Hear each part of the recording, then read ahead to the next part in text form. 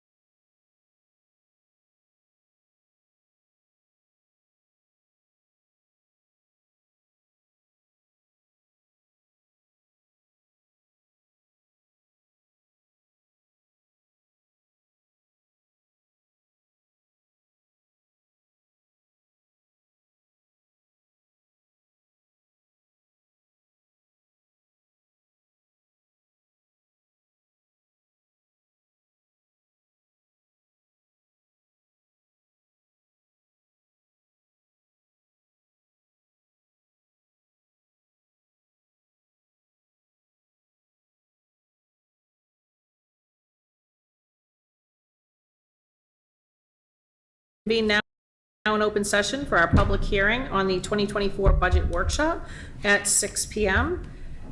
Our regular business meeting will follow at 6:30 p.m. So at this time, I will turn things over to Mr. Dave Libby, our business manager, for our budget. Thank you. Thank you very much, Madam Chair.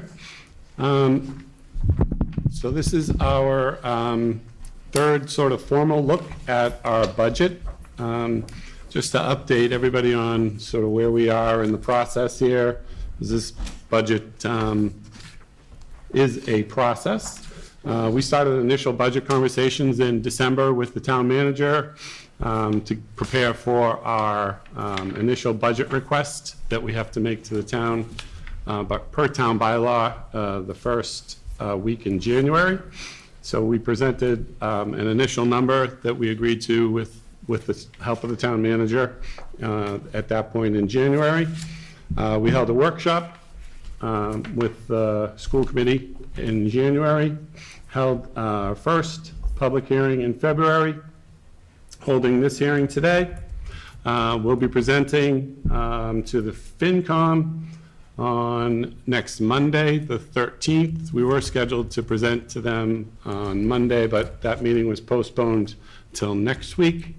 And we'll present to the school committee one more time in April, which is sort of the official vote that the committee takes to support the budget. And then the final approval actually happens at town meeting, where the town's people actually approve the budget as part of the overall town budget. So we're kind of right smack in the middle of the budget process right now. All the while through that process, we're meeting with principals, department heads, and recognizing and reacting, if we can, to needs of the district as they arise. If things change with student needs, program needs, building needs, physical plant needs, we try to figure out a way that we can address those within our budget in the upcoming year. So it's definitely a process. I don't think we're ever actually done with the budget. So it's finding different ways that we can finance things, whether it's through our budget, through capital outlay projects, or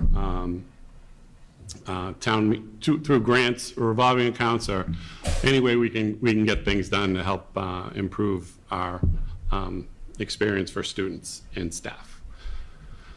We always keep in mind the district strategy, which was developed with our admin team. The Tewksbury Public Schools community believes that our educational program will encompass current research-based teaching, learning, and an assessment approach that promotes consistent growth among our students and staff to achieve academic, social, and emotional success for all students. And the theory of action that we follow to get us there: if the Tewksbury Public Schools prioritizes a sense of belonging and growth mindset amongst all stakeholders while providing a quality professional development and a professional culture grounded in collaboration, then all students will experience innovative, equitable, and student-centered instruction prioritizing positive outcomes. So we try to focus on that as we make any resource decisions with our budget. So the school budget consists of four major parts, three of which are managed by the schools: salary, which is the bulk of our budget; operating, which is sort of the other things that we need to run the school, other expenses; and capital outlay, major projects and major expenses that we need to run the school as well. And then the fourth part are fixed costs, which are managed and shared with the town. Those are things like health insurance for employees, benefits for employees, insurance for our buildings, debt, things like that, that we share with the town. When we talk about the school budget, we'll talk about mainly salary, capital, operating, and capital outlay. That's generally what we discuss when we're talking about the school budget. Most of those fixed costs are somewhat out of our control. So the challenges we faced when formulating the FY24 budget as opposed to other years, typically we had a 7-school model. FY24 will be the first year where we're in a 6-school model with the lovely Center Elementary School opened this year. So next year will be the first full year with the Center Elementary School on the books and closing of the North Street and Trahan schools. So the relocation of all 2, 3, and 4 students in the whole town. So we're mindful of that, obviously. Big change for the district. Typical years, we use prior year's actuals to determine needs and/or budget opportunities. This year, we'll only have 6 months of data with the new building structure, so it'll be a little tricky to extrapolate that into a full year budget, but we'll make our best effort at that. And the schools are also still feeling effects of COVID-19 and students recovering from learning loss, so we'll account for that as well when we're projecting costs into next year. Use of ESSER grants ends in FY24, so next year is the last year of our ESSER 3 grant. It runs through September of 2024. We need to have that funding spent by then. So we sort of need to balance using those funds by the deadline and then be able to support those needs if they're recurring within the budget in the future. So if we become sort of dependent on those expenses, it becomes a little difficult to let them go if the funding is no longer there with ESSER. So we want to be careful that we're balancing that use of ESSER funds. And we're also undertaking a preschool restructure next year with the additional space that was made available at the PK to 1 schools. We're able to balance the preschool offerings by expanding preschool to the Heathbrook School, which all the preschool offerings in previous years were held at the Dewing School. So this will be a challenge to move some of those programs to the Heathbrook, but it'll be a good opportunity for students to be able to attend preschool in their home-based school as we move forward. Areas of focus in personnel. Again, New Center Elementary was a big one. We're assessing the personnel that we moved from the K to 4 schools for most efficient use. We sort of just took everybody from the Trahan and North Street and the Dewing and Heathbrook second grades and sort of just moved them into the center. And now we're assessing kind of, is that the best use of our personnel in all those areas? The increased PK programming, the move to the Heathbrook, we should be able to offer more opportunities for students in the PK area with that move. We're assessing personnel needs based on some declining enrollment at some of the upper grades, making sure that we're using those personnel as best we can at our upper grades. We're assessing our grant-funded personnel to begin to fund via the LEA budget if it's appropriate. From an operational perspective, again, the New Center Elementary is a key. We're going to estimate the effects on transportation, utilities, supplies, insurance, and maintenance. We'll have 6 months. We'll be watching those numbers carefully as we sort of live in this building from January to June and see how those will pan out for next year. And also funding a new ELA curriculum that's being piloted right now in our K to 6 grades.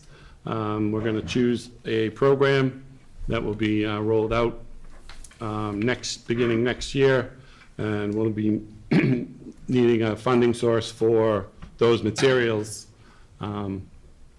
for September of next year. From a technology perspective, communications, we're looking at some improved systems homeschool communications and making it easier for our schools to get communications out with parents in a more accurate and timely way. We're continuing our smart board to ClearTouch conversion district-wide. ClearTouch boards are sort of the new version of a smart board where we started with smart boards years ago. The technology's changed, and basically ClearTouch is a giant touchscreen computer on the wall that we have in most of the district.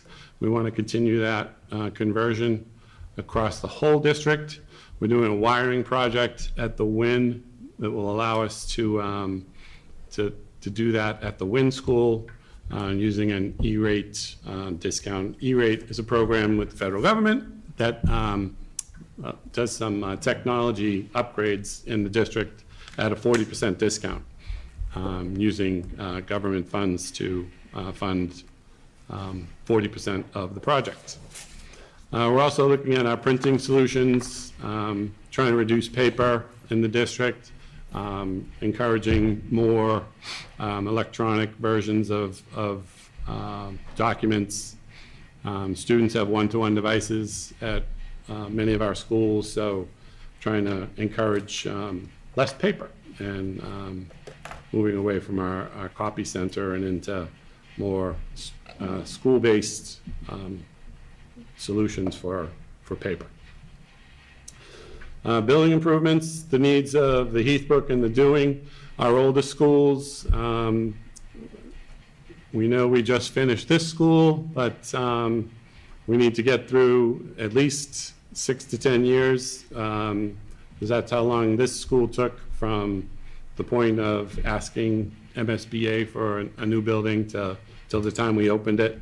So we know we're going to have to make do with the Heathbrook and the Dewing for a substantial amount of time. So we want to make sure we can make those buildings as good as we can for those students for the next 6 to 10 years. Through all these systems at those schools: HVAC, plumbing, security, and landscaping. So overall, the school budget is, we're asking for a 3.07 increase, 2.98 in salary, 3.46 in operating, and level fund our capital outlay.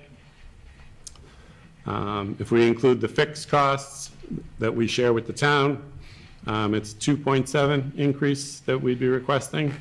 Our total debt is a decreasing debt over time with, that's mostly our school debt that we pay down with most loans that you take out, the loan amount decreases over time. So that's nothing we can actually take credit for, but it does decrease over time. So our number does go down naturally year over year in the debt category. So salary is 70.7% of our budget, and this sort of breaks down by the percentage of that 70%, how much in each group. Teachers make up 68% of that. As expected, that's our largest group, and we would want to be spending most of the money on teachers. That's the business we're in. So teachers, aides, they provide the actual service to the students, so that's where we want to be spending the money, and that's where we are in our salary area. Operating represents 27.8% of the school budget, a little more spread out. Out-of-district tuition and transportation represents the larger sort of slices of that pie. We've been warned of some increases expected next year in our tuition across the state. And as you can expect with gas prices and labor prices increasing, we're expecting an increase in our transportation costs next year as well. Capital outlay, just 1.5% of our school budget. Sort of the priority projects. We typically use part of that capital outlay portion of our budget on curriculum materials to keep our curriculum up to date. That's sort of been the model we've used for past 5 or 6 years. So that will fund at least some, or if not all, of the ELA curriculum materials that we need. We'll continue the Clear Touch boards conversion. We want to try to look at an HVAC assessment for the Heathbrook and the Dewing, working with the town manager on that. The Dewing School system is very old steel pipes that run under the hallways in the building. They're corroding. We have leaks in there pretty regularly, and they're very difficult to maintain. So we're looking at a solution for that system. Up at the Dewing School, we're going to get some assessments done by some design folks up there. And we need an electrical assessment at the Heathbrook School. The Heathbrook electrical system is completely maxed out right now, so in order to do any type of cooling for that school, step A would be an electrical overhaul at the Heathbrook. And we also want to look at some re-landscaping at the Heathbrook School. There's the playground area in the back of the school there has a sort of a paved hill that's sort of not been too great for students for a long time. And we're looking at a solution there that would be more beneficial. So this is some potential projects we have on the needs list for the next couple years. This is ever changing as needs come up. We adjust this list, look for ways to fund it with either grants, revolving accounts. The town manager mentioned maybe a warrant, a town meeting article, if we want to try to get some projects done that way. And I had a conversation today with folks on the Green Committee. So anything that might qualify for a Green Committee grant, we'll be looking at trying to go through that channel to get something that's energy qualifies under an energy efficiency grant and get that done possibly that way. These are just some projects we've completed over the past few years. We've been pretty successful in getting some work done at our schools, getting some, with the help of the town. Our maintenance group is terrific.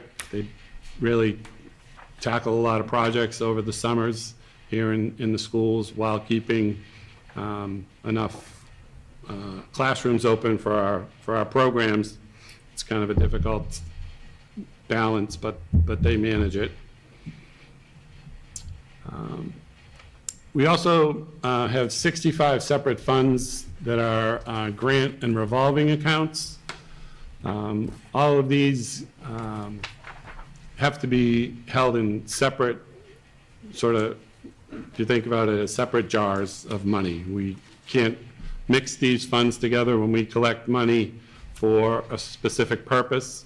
It has to be used for expenses related to that specific purpose, whether it's a grant or revolving type of fund, like driven by fees or whatever the revolving account is for. We have to expend money related to that, the purpose of the grant or revolving fund. And we have approximately 35 positions funded either partially or fully mostly partially. We have a lot of partial grant-funded positions through these types of funds. So we don't know what our grant funding is yet for FY24, but this is sort of a picture where we are right now in FY23. Generally, the grants you see in red are what are called entitlement grants that we generally get every year. The title grants, Title 1, 2, 3, and 4 that we get every year, and 2 special education grants that we get. We don't need to apply specifically for those grants. The state tells us that, this is your entitlement. We do have to fill out an application after we get told what our amount is, but they just want to know how we plan to spend the money. And then the grants that are in black on these pages are grants that we have to go actively apply for. And therefore, most of them educational improvements, summer programs, that the 21st Century program at the Dewing School, and the Penguin Pride program that we run at the Heathbrook School are programs that we need to actively pursue to get every year. So the total amount that we have available for us this year, about $3 million. A bunch of that, as you can see, is in this ESSER 3 grant. A lot of that is earmarked for HVAC improvements at the school that we hope to do next summer. Sorry, not next summer, summer of 24.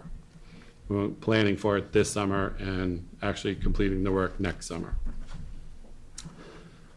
So this is what our overall budget will look like with the fixed costs kind of expanded out, with our health insurance costs, retirement costs, Medicare broken out.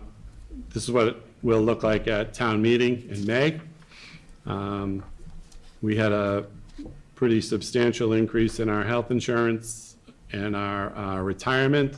Retirement reflects the folks who are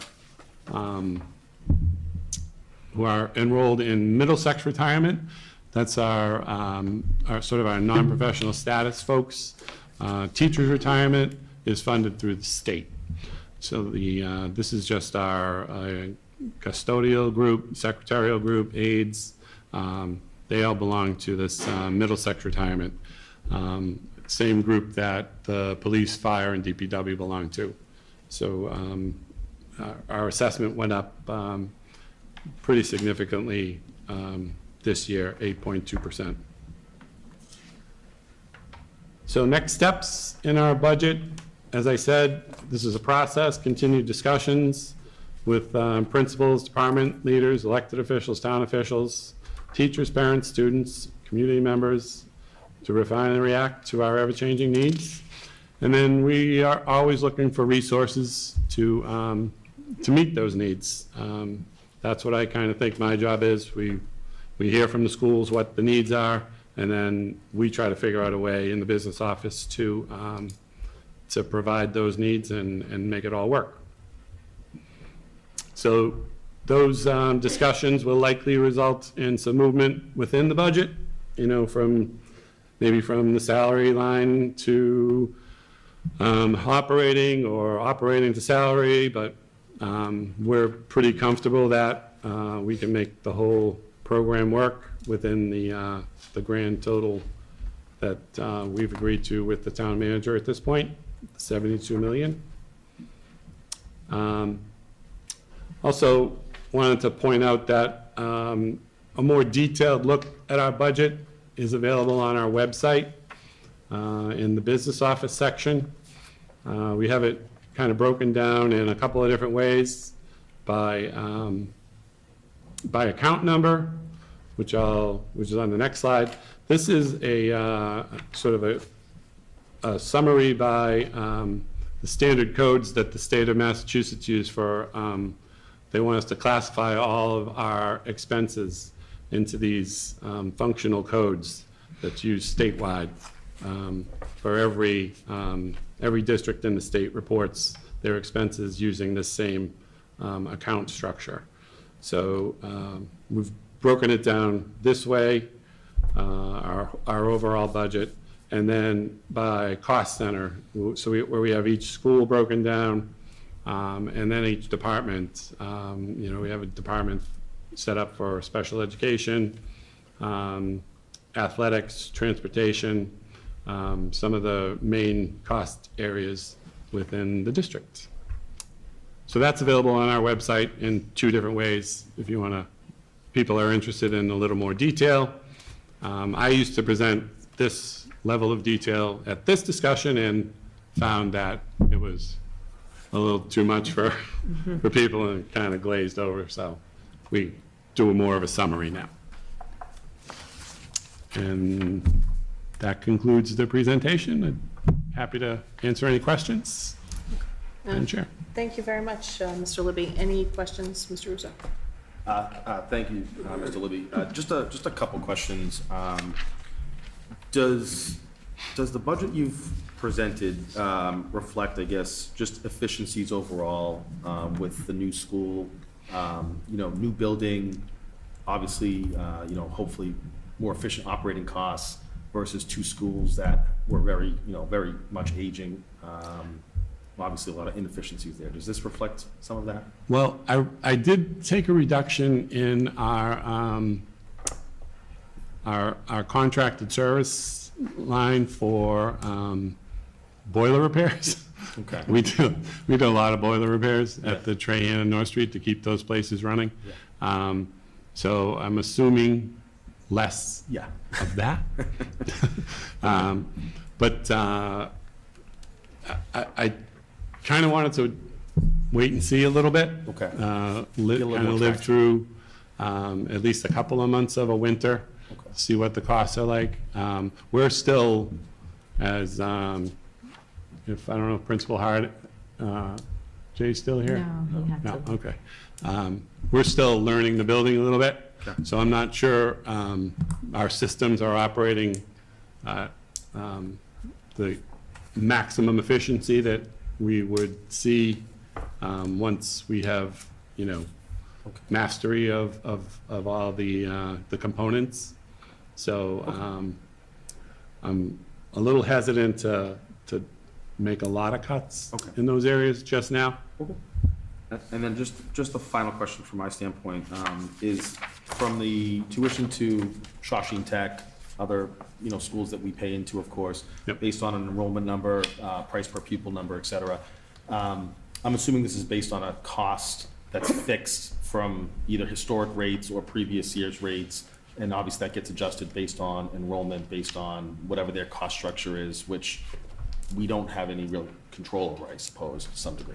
No, the state does, so the tuition figures that I showed were for our, didn't really have anything to do with Shawshene Tech. Okay. That's kind of a separate Okay. assessment that the town gets. Okay.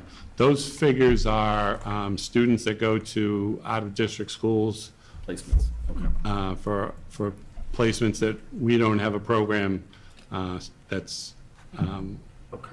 that's the right program for those students in town. Okay. All right. Thank you. And those program rates are set through the state. They're vetted and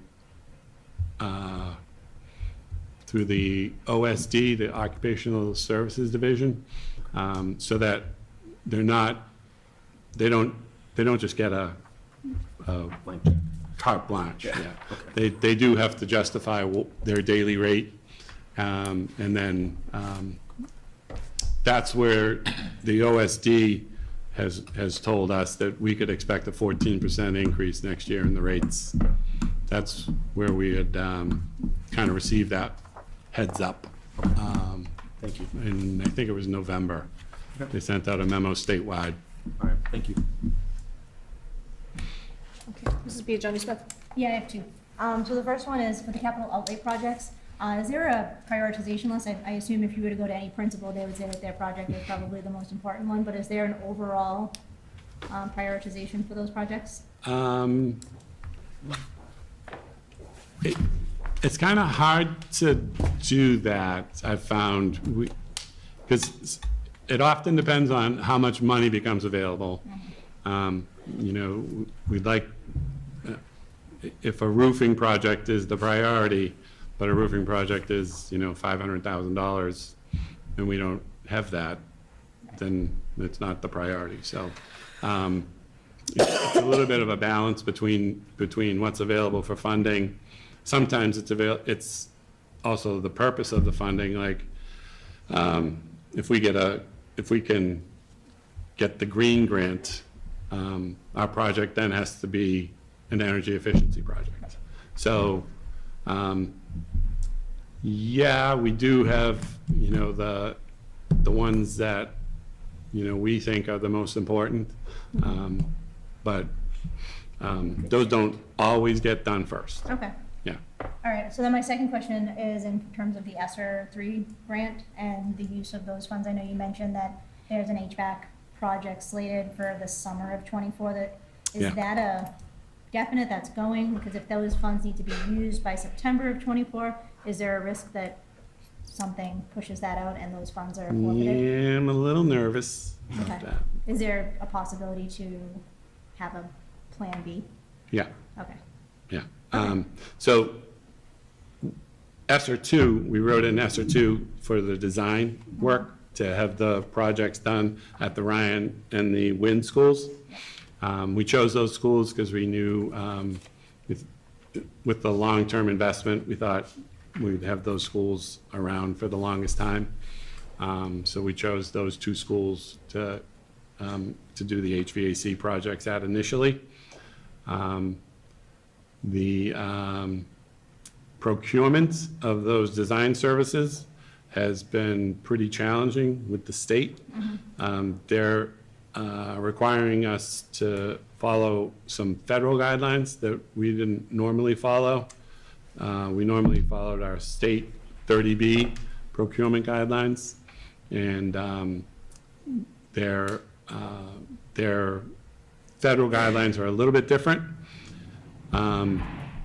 We were told also, if we didn't know the specific actual cost and scope of the project when we put in the grant application, that was fine, and just to put in our procurement policy. And then we could give them the details at a later date when those became more available. So that's what we did. And now they're telling us that since we didn't have a capital project plan in place then, we just got this today, that we had to have the capital project request in place for them to approve the design work. So it's just been dragging on Okay. longer than we wanted it to, Okay. yeah. Thank you. But there are a lot of projects happening in this area. A lot of other districts are also doing HVAC improvements with that funding. So from what we understand, the speed of the projects are picking up because companies are realizing that we can start manufacturing these the units, knowing that they're going to be sold. Thank you. Mhm. Thanks. Mr. Sullivan? Just one, maybe premature, Dave. The governor came out with an initial budget with a significant increase for education. Have you got any indication from our state delegation what that might mean here for Tewksbury? Not yet, Okay. nope.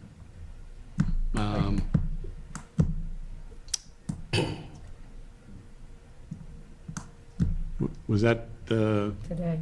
9 o'clock today? Yeah, there's a lot to digest, we'll go over that. That's fine. Okay. Thank you. Okay, Mr. Parsons? Actually, somewhat in the same vein, I was wondering if there's been any news around state funding, particularly around the circuit breaker for out-of-district placements, especially if that cost is going up 14%. not sure if you guys heard anything, or if the state has a plan for that. Well, we've just heard they do plan to fully fund Circuit Breaker, at least for this year. Sometimes that's a question mark. So Circuit Breaker is a program that reimburses cities and towns for unusually high expenses in special education. So, and it's supposed to reimburse at 75%. Sometimes if the state budget is struggling in a given year, they reduce that percentage. That's been historically a place that the state goes.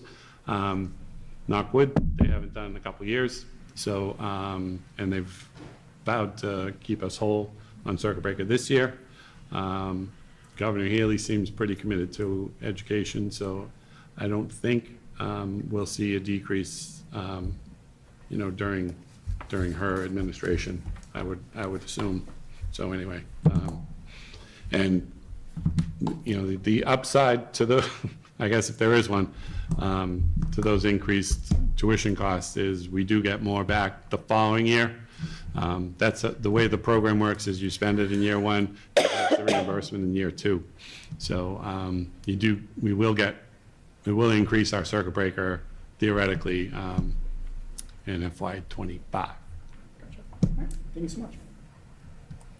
Okay, and my only question, the copy center, I just noticed the percentage differences are kind of, they seem high. So is that anticipated with the changes coming to the copy center until that all kind of levels out, or? Which, Like when I look at the doing, it's a 194.87% increase. yeah, so what we did there was we took the supplies budget that we had at the copy center and moved it into the school buildings because we would be moving some of those machines Okay, from the copy center into our school buildings to provide more resources for staff. so for 22, 23, that was in kind of a district-wide. Yeah, I was in the copy center account. Okay, For that makes sense supplies. then. Okay, thank you. And that's really my biggest question. I think some of the numbers, it's our third time hearing it, so I appreciate all the time that you're putting into this. Way more questions this time. I know. And are there any public comments regarding the budget? Okay, all right, with that, I will entertain a motion to adjourn. So moved. Okay. Second. Okay, all in favor, please say aye. Aye. Okay, so at this time, we have adjourned our public hearing for the budget workshop. And we will now move at 6:38 PM for a point of order to our regular March 8th, 2023 school committee meeting. Again, I would just like to point out that we're meeting in the Center Elementary School cafetorium. As our community is aware, the school opened for day one on January 5th this year. Our grades 2, 3, and 4 students utilize this school. And I would again like to thank Mr. Harding and Mr. Rogers for their assistance so that we could hold our meeting here tonight. And then also thank you to Tewksbury Telemedia for their flexibility in using this new technology so that we could broadcast our meeting out tonight. So, that being said, we will now, if people could rise for the Pledge of Allegiance.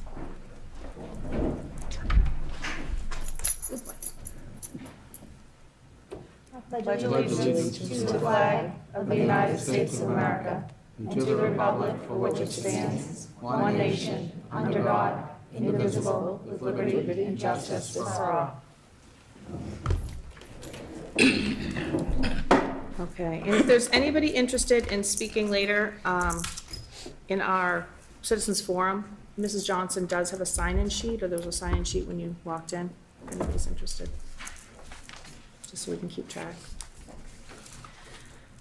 Okay, and our announcement, the March 8th, 2023 regular school committee meeting will be televised and recorded and may be viewed live on Comcast Channel 22 and Verizon Channel 34 of youtube.com/Tewksbury TV. Under the open meeting law, the public is permitted to make an audio or video recording of an open session at a public meeting. At this time, I would ask if anybody is recording tonight's meeting to please identify themselves. Okay, seeing nobody.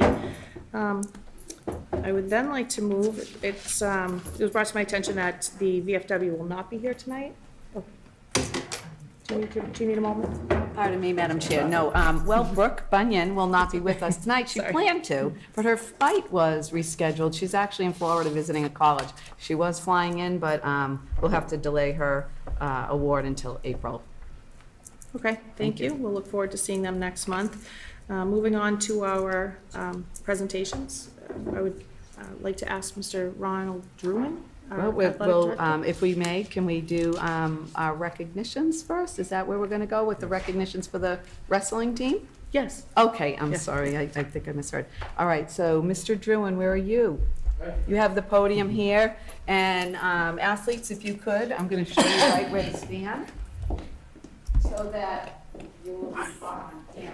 So part of that would be that we're going to have you right here. and right Maybe read from here and then walk up there and shake hands. so you can see what you're doing and- Thank you, Pat. Great winter season we had with a lot of our teams, but tonight we're here to recognize our wrestlers. Stop, waiting for them. Right here is Brooke Lightfoot. She's a freshman here at Tewksbury High. In girls only tournaments, she was 10-3 this year. Finished second in the Mahat tournament, an all-girl tournament. She finished third in the Phillips Academy tournament, and she finished second at 118 pounds in her weight class at the MIA All-State tournament. Girls wrestling is taking off, and we got one of the better ones in Massachusetts and Brooklyn. So our first person we should recognize is Brooklyn. Thank you.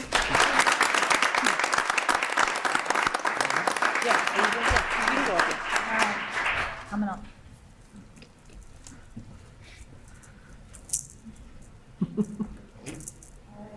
So this is a resolution of recognition, whereas Brooke Lightfoot is a freshman at Tewksbury Memorial High School and a member of the TMHS wrestling team. And whereas, under the direction of head wrestling coach Steve Paspazak and assistant wrestling coach Steve Burkey, Brooke took second place in the Maha All-Girls Tournament, going 3-1, and third place at the Phillips Academy All-Girls Tournament in Andover, going 3-1. And whereas Brooke finished second in the MIAA Girls All-State Tournament, again going 3-1. And whereas Brooke has brought great pride, recognition, and honor to herself, her family, the Tewksbury Memorial High School, and to the town of Tewksbury. Now, therefore, be it resolved that that the Tewksbury school community applauds and honors and recognizes the many achievements of Brooke Lightfoot. Congratulations.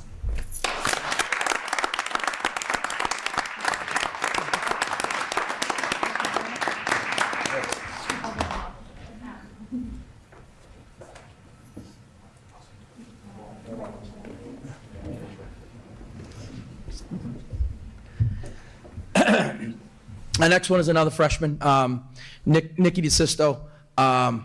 Wrestled for us as an 8th grader last year, did a fantastic job. Nikki is a two-time, as a freshman, he is a two-time Division III North Division III North state champion. He is this year as a freshman, he was the Division III state champion across the entire state. So Nikki's had a tremendous year, as is his younger brother Angelo, who's in the back. As a freshman, he's already a state champ, and he's a two-time sectional champ, and his future is very, very bright in the wrestling program. Another guy we're here to recognize tonight, Nikki DeSisto. All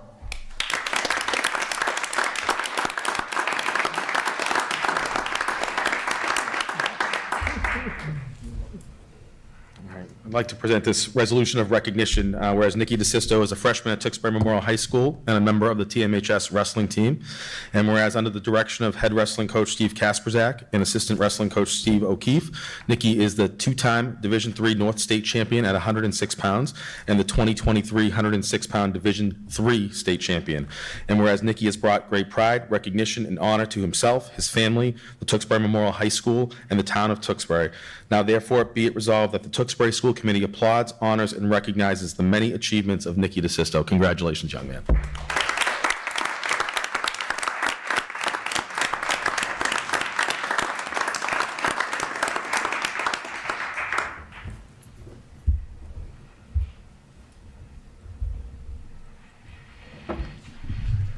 The last guy is pretty impressive guy. 4-year wrestler for us. He is a 2-time Division III North state champ. He is a 2-time Division III state champ. He is the 2023 All-State champ, and he loses in the New England Finals this weekend to a full scholarship kid who's going to Stanford. Jack wrestled him tough, got beat this weekend, but a fantastic career, fantastic human being, poster boy for our wrestling program, one of the best guys we got at the high school. Jack Allen.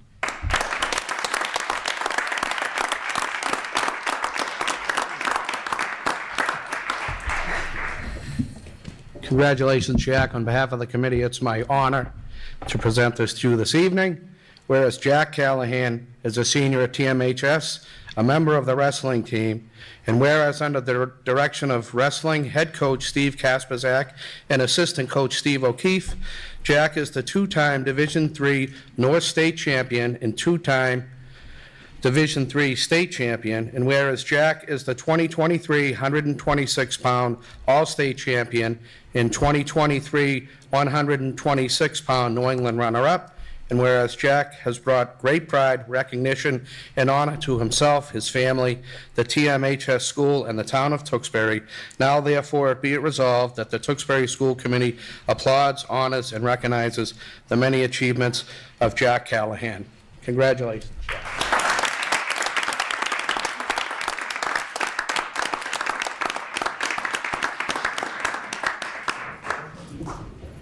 Coach, I understand that Coach Kasperzak wanted to be here with these wonderful student athletes, so we also had a recognition for him as well. Hopefully, he's at home with some soup watching. And to Coach Kaz, whereas Coach Kasperzak is the head coach for TMHS High School Boys Varsity Wrestling Team, and whereas Coach Kaz has led the Redmond Wrestling Team to a 4th straight MVC championship and a sectional championship title, winning the Division III North crown, and whereas Coach Steve Kaz was named Division III Head Wrestling Coach of the Year, and whereas Steve Kasperzak has brought great pride, recognition, enthusiasm, and honor to himself, to his family, to TMHS, and to the town of Tewksbury, now therefore be it resolved, the Tewksbury School Committee applauds, honors, and recognizes the many achievements of Coach Stephen Kasperzak. Congratulations, Coach. Hope you feel better. Yeah. We together?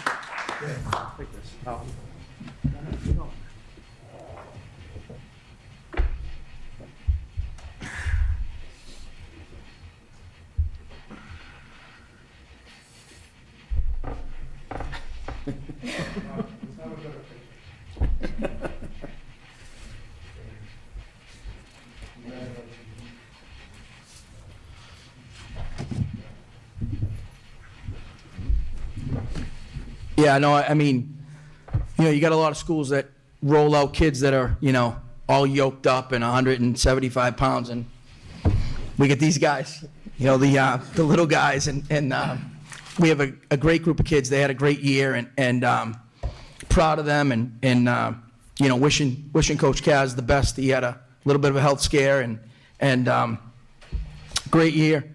Happy for them, and wrestling program's in good hands, and the future's very, very bright over there. So, I want to thank them for coming out here on a Wednesday night, and appreciate you guys getting in front of us, and you know, Keith, I know it's your last meeting. Thank you for all you've done for athletics, and you've been a big supporter of mine when I've needed you, and big supporter at games, and I'm very appreciative. Thank you. I know it's last meeting, but I appreciate everything you've done. I do. Coach Druin? Yes. Athletic Director Druin, if you could come on up to the table over here and join Principal Long. Sure. I'd appreciate that. Students, you're welcome to stay, or you're welcome to move on, depending on what you have going on for the evening. That is up to you. Congratulations to all of you. Madam Chair, we're going to change things up just a little bit. On the agenda, you saw that Ron Druin has been awarded the District 4 Athletic Director of the Year. But in light of some information we learned on Thursday, March 2nd, Mr. Druin, as well as Principal Andy Long, and not being able to be with us, Coach Derek Doherty, wanted to be here tonight to just share some information with the committee in light of that information that we did learn from one of our athletic teams last Thursday. Principal Long?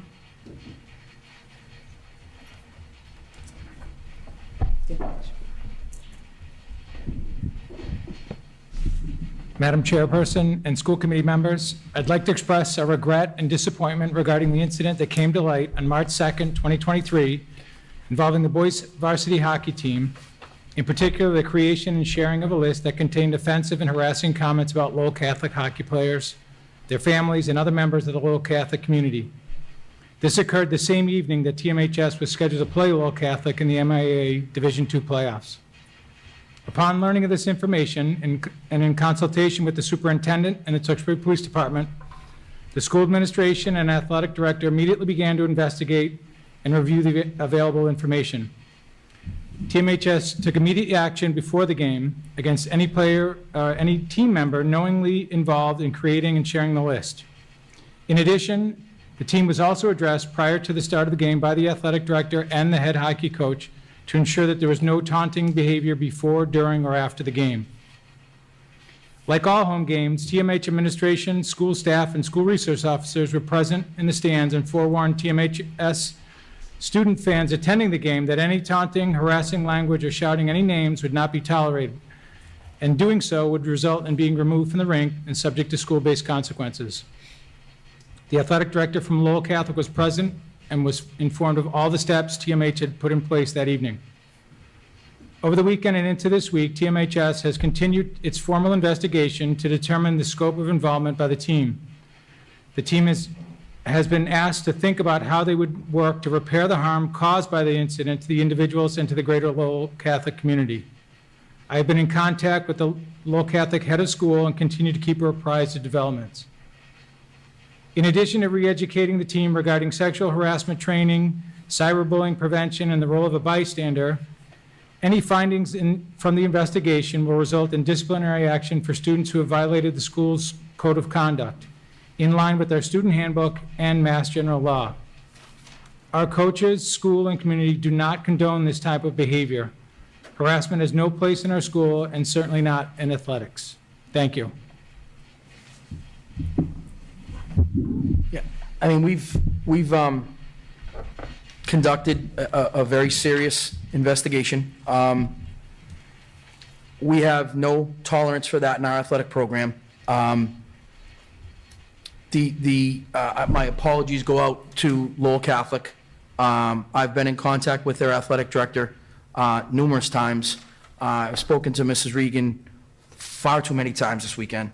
It's been a long run, and we will get this right. We will make this right. We will grow as an athletic department. We've already got some stuff in place to make us better. We want to be on, the front page of the news for the right reasons and not the wrong reasons. So we got to do better, and we're committed to doing better. So we're working at it. So I hope you can appreciate that and give us a little more time to just finish this up. And the staff at the high school, Andy and Sean O'Leary and Michelle Dick, are working extremely hard to get to the bottom of this and get it right.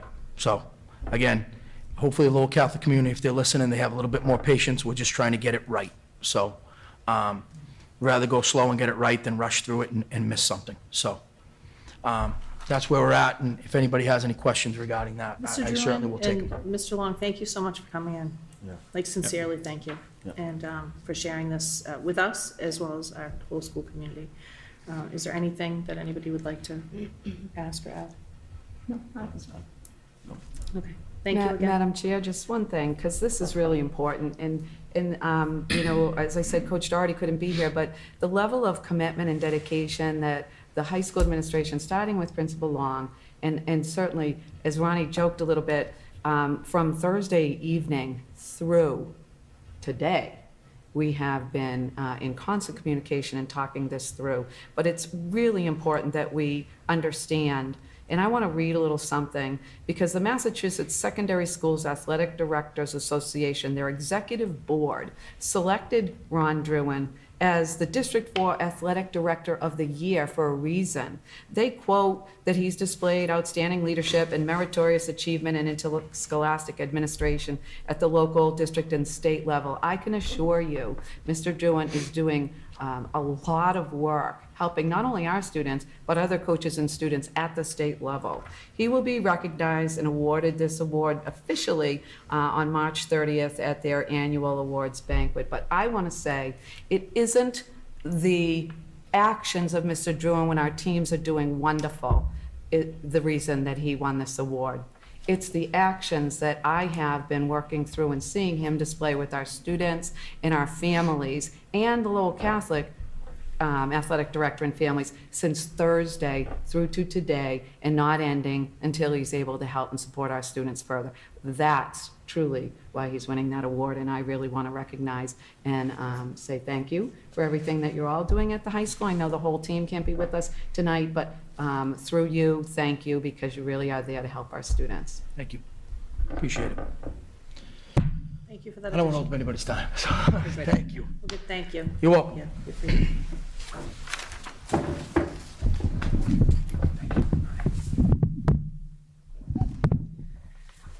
Okay, next on our agenda would be the Student Council Representative Report, where Rania will not be joining us tonight. I think she's traveling, so we will look forward to her update next month. And next is our presentation on TMHS early college planning with Karen Baker O'Brien and Mr. Long. Yeah, Madam Chair, before Karen begins, are we able to put the presentation up? Okay.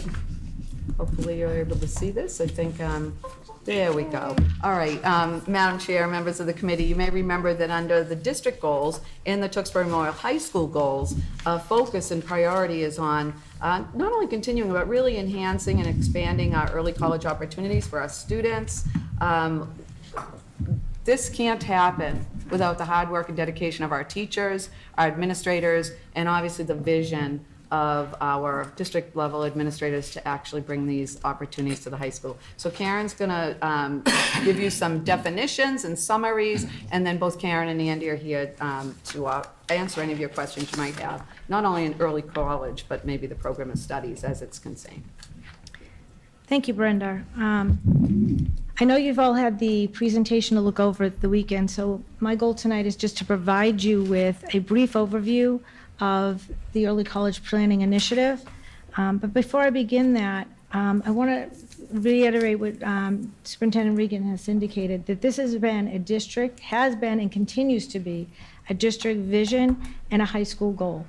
And earlier in the week, students and families in grades 8 through 11 did receive this presentation so they can review it at home. And just so you know, starting tomorrow, the school counselors will be out in the classrooms meeting at the high school level, meeting with students about course selections, and this video will be played again to those students, so that if by chance they did miss it and didn't watch it, we're making sure they have the opportunity to hear that information. So I'd like to provide some highlights on what is Early College Initiative, why is it beneficial to our students and families, and how does it work at TMHS, and what are we doing to expand these opportunities for our students? Early college planning at TMHS encompasses both advanced placement and dual enrollment courses. Early college provides students with an opportunity to access college-level classes while still in the safety of their school and with their own peers and with their own teachers. It helps build students' confidence. It strengthens our students' transcripts. Participation in early college courses allow our students to enter college with the ability to potentially waive a core college course or receive college credit. Students and families have significant amount, they will have a significant amount of money that would be saved in participation in this type of program. Ms. Baker O'Brien, pardon the noise here. I'm Yeah. going to have Mr. Long forward through the Okay, slides. if you keep thank you. Here you go. You can do the mouse. So advanced placement and dual enrollment opportunities are open to students in grade 10 through 12 under the umbrella of early college planning. Advanced placement, let me give you an overview of advanced placement, is offered through two high schools through the College Board. AP test is based on from the course, and students who participate in an AP test pay a fee. What we're doing different this year, this coming school year, is we surveyed all the area schools. Are they required to have an AP test or not? And many of our neighboring communities, our school districts, are not requiring it. So we've taken a look at that, and we've made the decision that we are going to stop requiring our students to participate in it. But regardless of participation in the exam, the students will still receive the highest weight because these are considered and they are deemed by colleges as the most rigorous courses that a school would have. So for a student participating in an AP course, they may want to waive a core course requirement. So in order to do that, they do have to participate in the AP exam.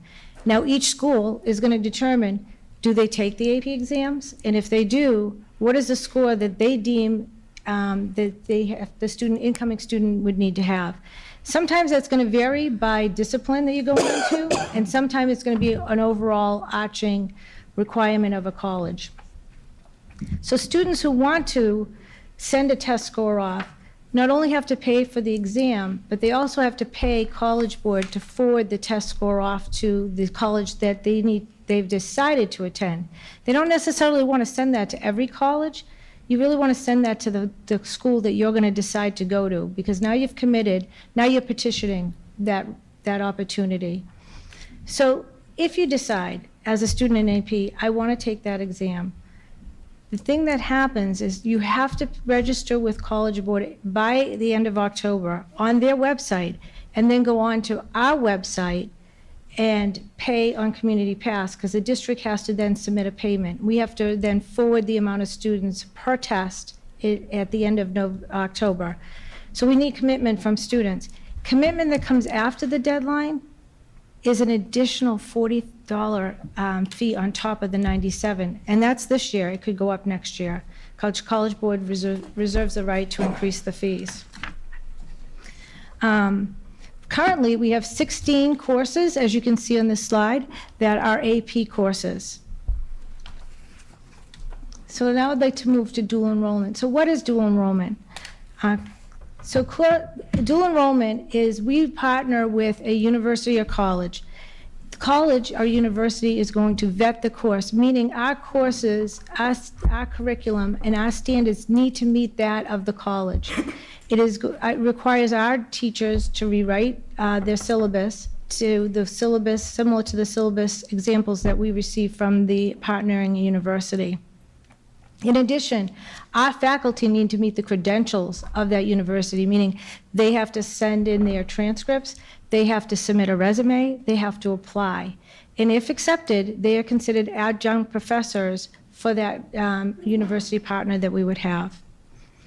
When students participating in dual enrollment courses, they must submit an application at the beginning of the school year, and then they pay at the beginning of the school year. The university partner will bill the families for the money.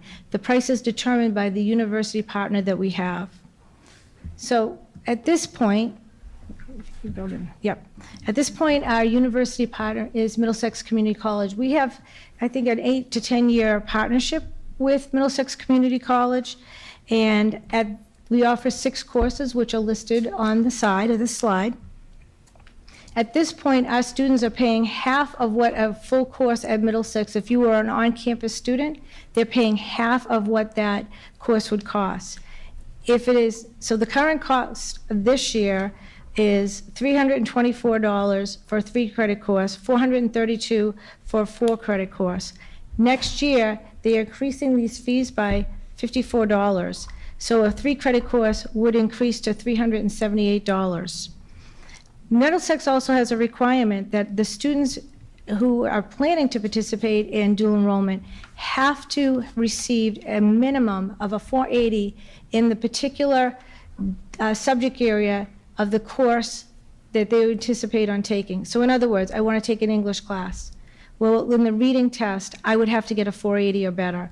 I want to take a statistics class. Well, I would need to get a 480 or better. And for those students who haven't participated in the PSATs or who did not receive that 480, they do need to do a multiple measures, which consist of the student taking a self-paced course to see if they're prepared to enter into a college-level course, and they need to get the recommendation from a teacher in that discipline in which the course would be.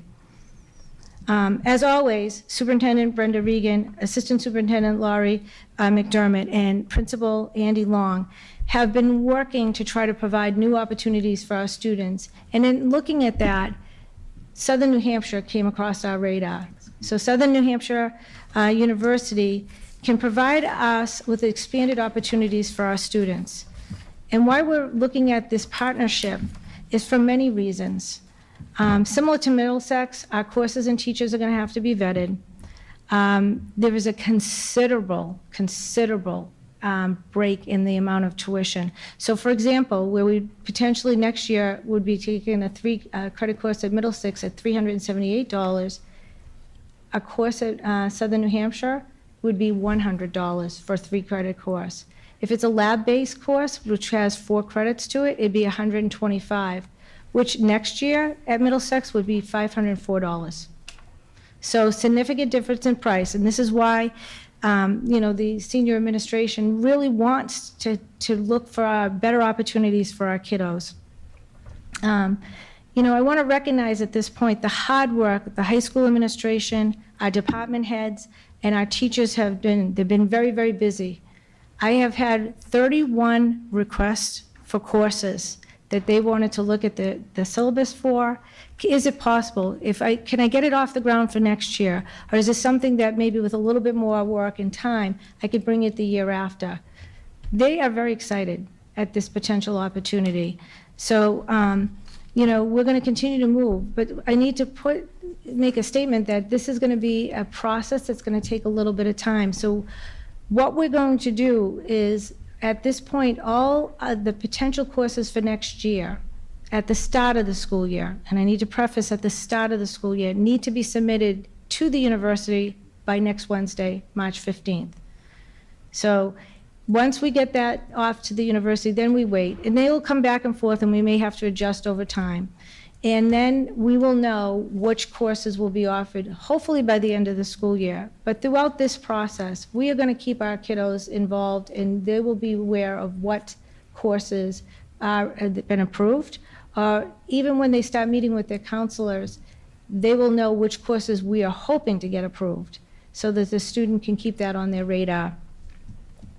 Both dual enrollment, the benefit of dual enrollment is not only is a child meeting the requirements of their high school for graduation, but they're now establishing a college transcript. For potential credit consideration or potential core course waiver, a student would need to have a C or better. And sometimes you'll find, for example, Boston University, you have to have, Boston College, you have to have a 75 or better for consideration. They won't give credit, but they will give course waivers. So if you had a history requirement, you participated in a dual enrollment history class, and you got a 77, they will consider waiving that history requirement, but then you would take another class in that discipline of interest to the student, which is nice. We will continue to seek and to improve our pathways for student in our academic programming. As Brenda has said on many occasions, we really want to strengthen these opportunities for our kids. In summary, under the early college umbrella, both dual enrollment and AP strengthen the child's transcript. It provides potential opportunities to waive courses and receive college credit, which will be determined by each college or university. And again, that would be at the time your child has made that decision, then you're sending that information, you'd send that official transcript in, or you send those AP test scores in. Unlike AP, which is based on a test score, dual enrollment is based on your final grade that is going to appear on official college transcript. So as we look forward and we move forward, we're hoping to grow and develop a stronger partnership with SANU to offer more opportunities. I also would like to state that we are in negotiations and conversations with both Southern New Hampshire and Middlesex to take our new police program and potentially get that for dual enrollment credit. We are also expanding our opportunities with the University of Lowell. We have partnered with the engineering department to provide summer camp programs for our kids. As you heard at the beginning of the school year, we sent 17 children over. We sent an additional engineering class over in November, where they spent a day having somewhat of an immersion experience, and we want to continue that partnership at the close of this school year to provide students who are interested in the Innovation Pathways engineering program with yet another experience at the university, because they offer so many different forms of engineering that if you're not sure, you can hear from a chemical engineer, you can hear from a civil engineer, a biomedical engineer, a mechanical engineer, a nuclear engineer. I mean, it goes on. So to have that opportunity right down the road from us is awesome for our students. So that concludes my portion on early college planning. Do you have any questions for me? Thank you very much. Any questions from the committee? Yeah, go, please. Mrs. Biagioni Smith. International Women's Day. Thank you so much. This is very exciting. And I only have a seventh grader, going into seventh next year, so this is very early, so it's exciting to hear. And I think some of the families that have younger students, it's brand new for a lot of them. So you mentioned that staff had brought 31 possibilities to you. How many are being submitted next week? Oh, so in the change member, we'll get to that, but I'll jump ahead for you. Oh, thank you. So at this point, we're looking at calculus, statistics, a drawing, a senior English, anatomy and physiology, honors world history 2, and honors US history 1 and 2. Excellent. It's very exciting. Thank you. Great. And just so I state one thing more. So just so you know, on tomorrow, Friday, and Monday, the school counselors will be out visiting the kids in their classes at all 3 grade levels, meaning 9th, 10th, and 11th. As they start the process for course selection, they will use that video tomorrow, and they'll give them a summary. They have the talking points on the early college planning, as well as many other initiatives that the high school has to offer. Beginning March 20th, they will have individual student meetings with the students. And that is a multi-purpose visit where we're going to look at the child's transcript. Are they on track to graduate? Are there courses that they need? But then more importantly, what is it you want to do when you graduate? What do you think your intended pathway is? Well, let me make sure you have the courses that are going to align with that. Whether a child is going off to college or going into a career, we want to make sure we're providing them with the resources to be the most successful when they graduate. So our goal is that we're helping the child develop that postgraduate plan. Thank you. Mr. Russo. Thank you, Mrs. O'Brien, for this presentation. This is a sort of a territory that's sort of near and dear to my heart, just because I'm sort of living it real time in my house. Just a couple questions. So if a child again, and I know there's a lot of proposals on the table, and obviously there's going to be some answers to some of those things over the next coming months. But if a child does decide to enroll in dual enrollment, and then the proposal or with the college is not accepted, does that child get the benefit of potentially switching over to an advanced placement course if the similar course is being offered in an Oh, AEP? I'm so glad you asked me that question. So yes, absolutely. This is going to be, something that's going to be flowing for the next couple months, right? So as we have more opportunities, we're going to make sure students are aware of it. We know that we're going to allow students to come in and make changes to their schedule to reflect the opportunities that are going to be available, for sure. Okay. And then just lastly, from the teacher side, 'cause it's wonderful to hear that a lot of our professionals are submitting proposals, looking to, sort of enhance their curriculums, the rigor, et cetera. I heard you say that a teacher could qualify to be an adjunct professor at the college, whether Yes. it's Middlesex or SNU. Is there any other incentive for that teacher to continue to do that as well, within the district versus at the college level? So as far as the district? Yeah. Go for them personally, it enhances Their resume and stuff their like that, resume, right? And opens up more professional doors for them as they, go through their career, or they're looking after their career, right? And I don't want to stop working, but I'd like an opportunity. With the experience of being classified as an adjunct professor, now that opens up the door to go to another college. The district has been, I think, very considerate in offering the staff compensation for the work that they need to do. So the staff need to forward their official college transcripts. It can't come from us. Yep. And it can't come from the teacher. It needs to go from the university to the university. So there's that one component. Then they have to update their resume, send their resume in, and they have to complete an application. They'll go through it. They'll have a staff going through that, and they have each department going through the course request. So it's a process, right? And they do, so if we submit a course, hypothetically, we submit the US history, and they say, you know what, it just doesn't, it's not quite there. They're not saying it's not quite there, you're done. Yeah. They're saying it's not quite there, I need you to do the X, Y, and Z. And that's why we started this process early, and why their deadline is early, is to provide school districts the opportunity to kind of go through that process. Ms. Regan and Mrs. McDermott have decided they will offer summer work for faculty who would like to, now, okay, I need to work on building this curriculum and making sure all this is there. Resources are there, everything. So that opportunity will be available also.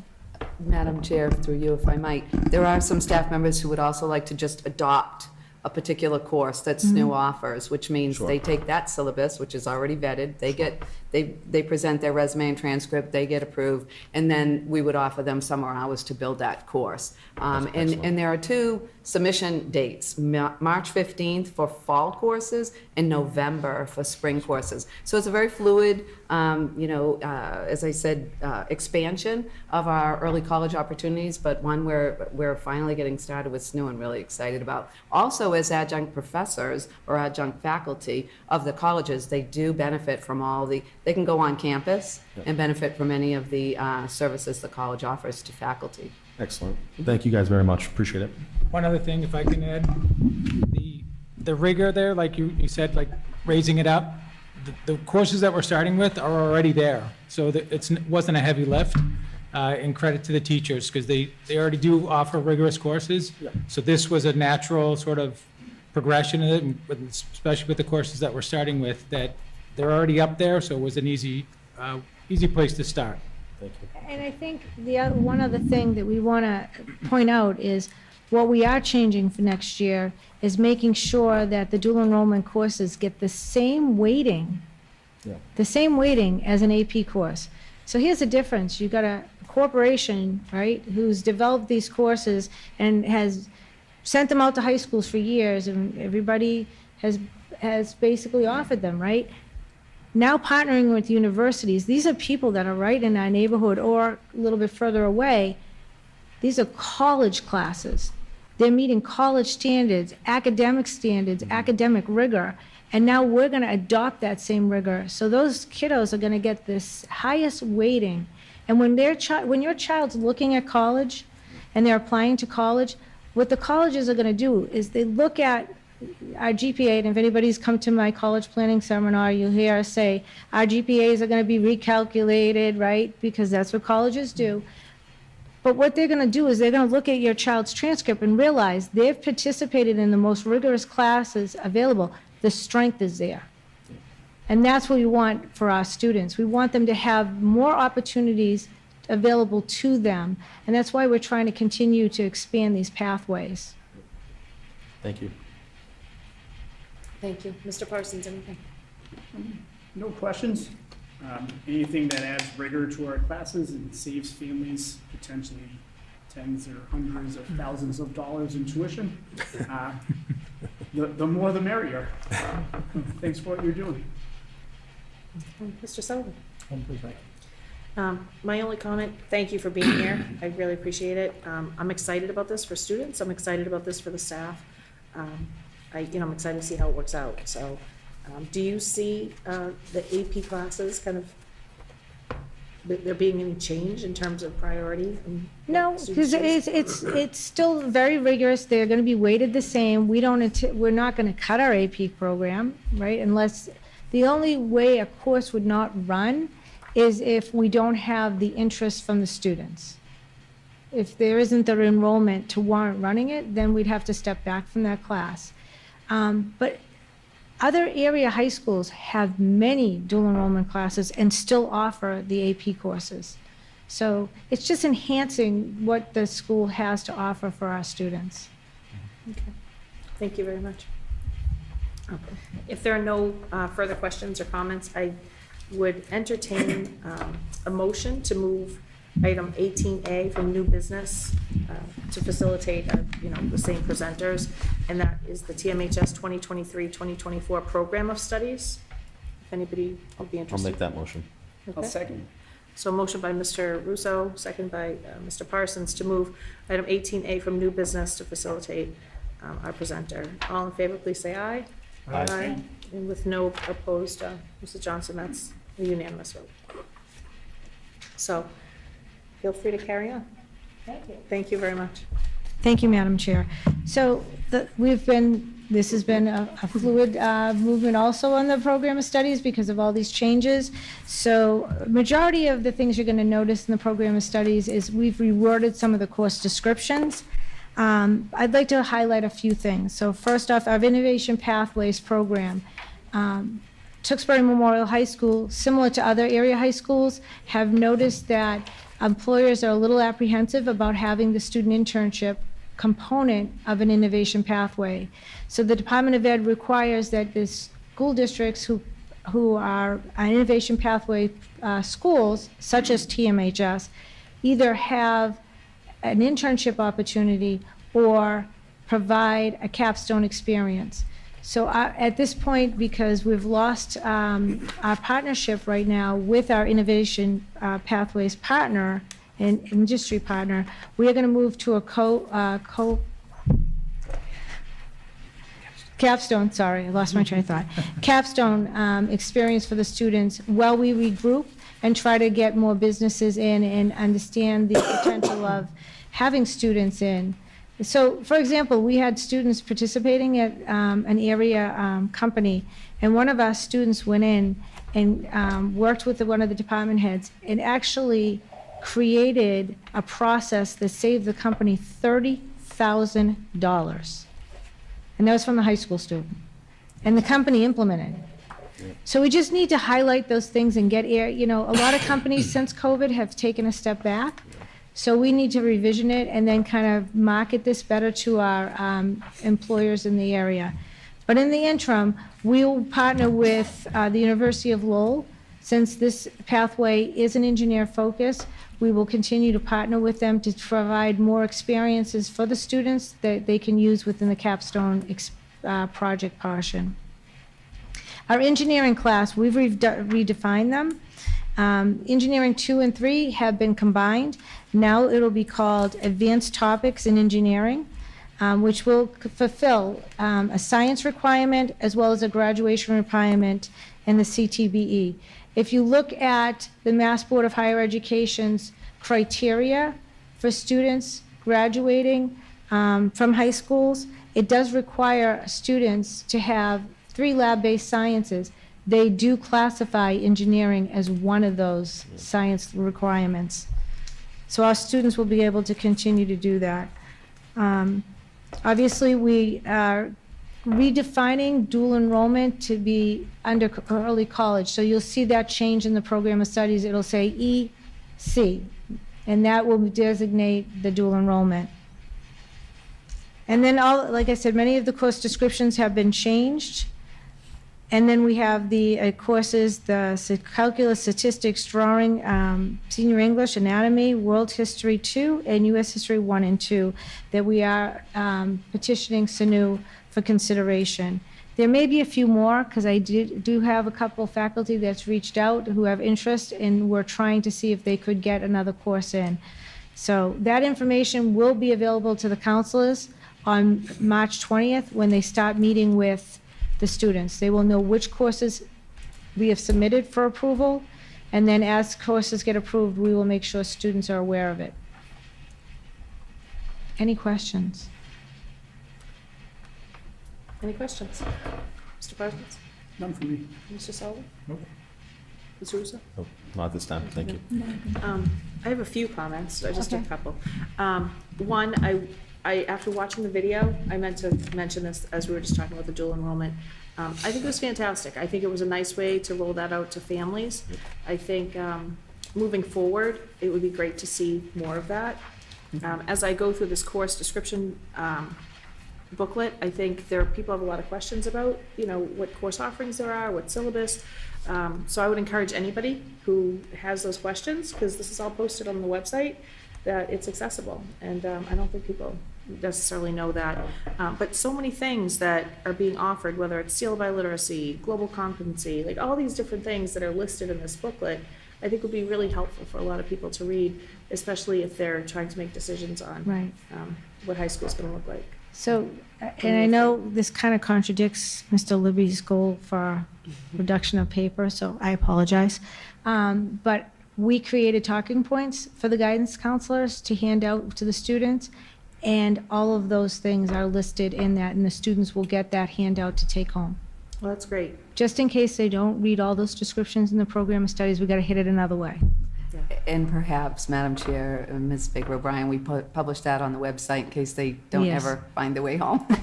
Yeah. Yes. Yeah, no, but I think it's excellent, and I did go on the website myself just to confirm that I could find it easily, and I could, so Right. I'd encourage anybody to look at it. Madam Chair, Yes. do you mind if I Mr. go Russo? back one? Yes. Yeah, sorry. Thank you. I do have one thing, actually. Ms. Baker O'Brien, how do we, to Madam Chair's comment about just the opportunities that are available, how do we promote some of this at our middle school level so that those 7th and 8th graders realize that, yes, they do have multiple options for school choice entering their high school years, but that there are these opportunities that are available outside of, trade versus, just traditional high school, right? Awesome. I'm glad you asked that. So what we did is we created an abridged copy of the program of studies that was given to the WIN last week. And so that as they start to meet with students, which they're doing right now, that information is available.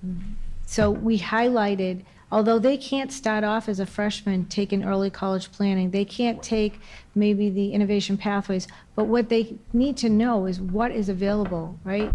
We need to market our high school. So that information was given to the counselors to share out with all the 8th grade students.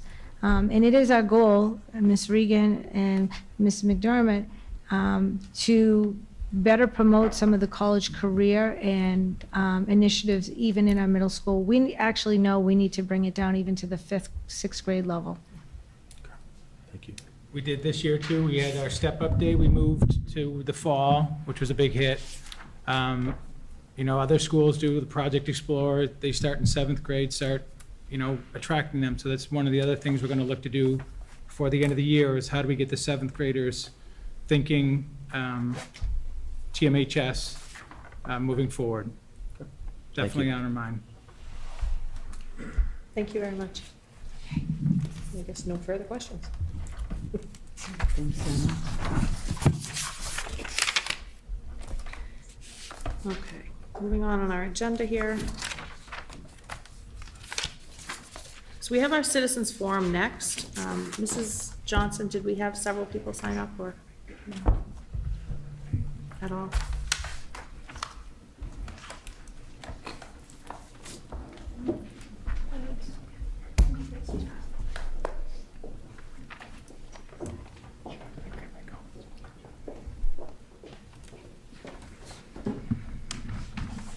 Okay, great. So it's actually, I think, reasonable. We have 4. I do want to apologize for last month. Any residents, and I know you, Mrs. Bresnahan, wanted to speak last month, so I apologize for not being able to get to everybody. But if you would like to carry This on. one? Okay. Hi, Danielle Bresnahan, 14 Champion Street in Tewksbury. I have 2 children in the Tewksbury school system, a kindergartner at Heathbrook and a 3rd grader here at Center. I am heavily involved in the PACs at both schools, and I also work as a lunch monitor at both schools. But tonight, I come to you not as a lunch monitor or as a PAC mom, but as a parent. A parent that is concerned that our district does not have the sufficient policies in place that it needs to protect the mental and physical well-being of all of its students. We all know parents talk to each other outside of the school. And over the years, I've heard some unsettling things from parents about what their kids have experienced at our schools. Classrooms being evacuated due to one student's outburst. Kids coming home and crying about a fist fight that they witnessed at recess. Kids coming home and asking their parents to explain why so-and-so is allowed to hit the adults at school and then not be in trouble.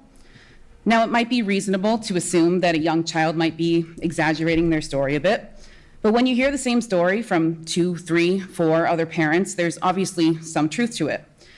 And a common thread, and the biggest complaint that I hear from other parents, is that there is zero communication from the school about such incidents. Some might argue that the struggles of another student are none of my business, and to an extent that is correct.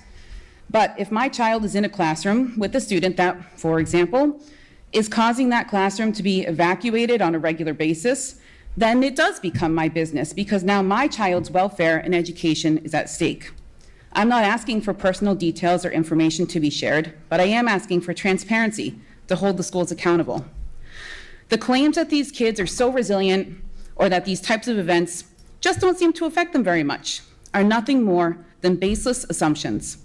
I'm sure every single one of you, as well as myself, at some point has had to put on a happy face when you felt anything but on the inside. So who's to say that our kids aren't just doing the same thing? Maybe that kid that you think is so resilient goes home and cries in their room and is scared to go back to school the next day. According to the Anxiety and Depression Association of America, anxiety disorders now affect 1 in 8 children. So maybe we should stop assuming that these kids that look like they're handling everything so well actually are. So my question to you is, does our district have a policy in place that requires parents to be notified of such events when it affects their child? Does our district have a policy that requires a school adjustment counselor or a school psychologist to go into those classrooms and have discussions with the students about what happened to help them process these situations? And if not, then why doesn't our district have any policies put in place to ensure that students who are exposed to these types of behavior on a regular basis aren't being negatively impacted? TPS has a responsibility to provide a safe environment for every single student in its care. So let's please make sure we have the policies in place to do so. Thank you. Thank you, Mrs. Bresnahan. I think it's important that I just address something. I know it was raised as a question to me recently and some feedback from the last meeting in terms of questions that are asked. It's our policy, it's just our practice to not answer questions, but I did take note of your questions, and I'll be happy to get back to you with those answers. Okay. Okay, and whoever's next, there's 4 names, so whoever's next, feel free to come on up.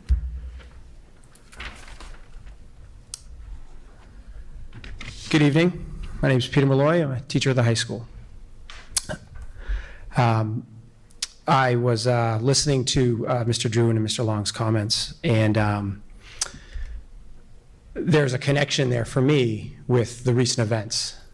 And it's my belief that sportsmanship, which is treating other teams well, starts with treating your own team well and your own teammates well. That's the foundation of it. We, the TTA, are back once again to communicate our wishes on how to resolve this situation. To be clear, my desire, as stated in my grievance and supported by the entire TTA, is an apology by the board for the unprofessional and disparaging remarks made by Mr. Sullivan and supported by Mr. Russo. I'm betting the school committee will decline, as Ms. Garabedian just pointed out of policy, perhaps out of respect for a process. This respect might refer to confidentiality, which it would be quite ironic, considering they refused to respect my confidentiality at every step when I asked for it, and now that I'm asking for the board to be public about it, they're silent. In reality, providing an apology tonight is actually respectful of the grievance process. It's the board's way of saying, we hear you, Mr. Malloy. We hear you, TTA, and backing it up with tangible, measurable, and impactful action. So let's say it loudly for everyone to hear. In the real world that teachers, parents, and children live in, right is right and wrong is wrong. Last month, Superintendent Regan opening remarks were, quote, "Our work will always begin and end with what is best and safe to protect all of our students." Nobody denies that. But seeing as she put students at the center of this, then let's ask ourselves, what is best for students in this situation? It's best for all students to see and hear their elected and appointed school district leaders denounce unprofessional and disparaging remarks when they're made. Students are watching. They've approached me in the hallway. They will take note of silence or action by the board tonight. And I'm confident you all agree that our students deserve leaders who are brave enough to call out wrong when they see and hear it. Our students deserve leaders who are humble enough to accept the responsibility for their actions. And our students deserve leaders who are respectful enough to offer an apology when it's warranted. Students of all ages are told to tell an adult when they see something that is wrong. In the working world, adults tell their supervisors. What are my supervisors telling the students of Tewksbury when they refuse to publicly acknowledge Mr. Sullivan's posts were inexcusable? I'll tell you. When you go to adults in the district, they might not help, at least not right away. That some adults cannot be trusted to do what is right in the immediate. Students are not the only ones paying attention. Parents are paying attention. Parents who are voters, parents who are sending their kids to the district, they are paying attention to your silence or action.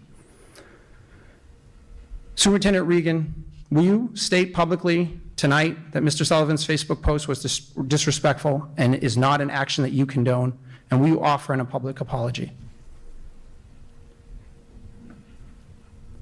Last month, the chair quoted an excerpt from the school committee policy manual. Quote, "The Tewksbury School Committee will not be bound in any way by any statement or action on the part of an individual member." This means that the specific body here cannot be held responsible for Mr. Sullivan's retaliatory Facebook posts that sought to embarrass and disparage me for reporting my sincere concern of student well-being. This excerpt from the school committee policy manual not only provides the school committee with immunity from Mr. Sullivan's actions, the excerpt also provides the individual members here tonight with freedom. This excerpt gives individual members the freedom to hold each other accountable, because doing so is not an admission of guilt by the board. School committee members have the freedom, and dare I say the responsibility, to do what they believe is right in the now. To do what they believe is, in the words of Superintendent Regan, best and safe to protect all students. How are students safe when school district leaders and their superintendent that they picked actively refuse to acknowledge publicly what is wrong? How does that make kids safe? To the school committee, will you publicly state right now that Mr. Sullivan's Facebook post was disrespectful and is not an action that you condone? Will you offer a public apology tonight?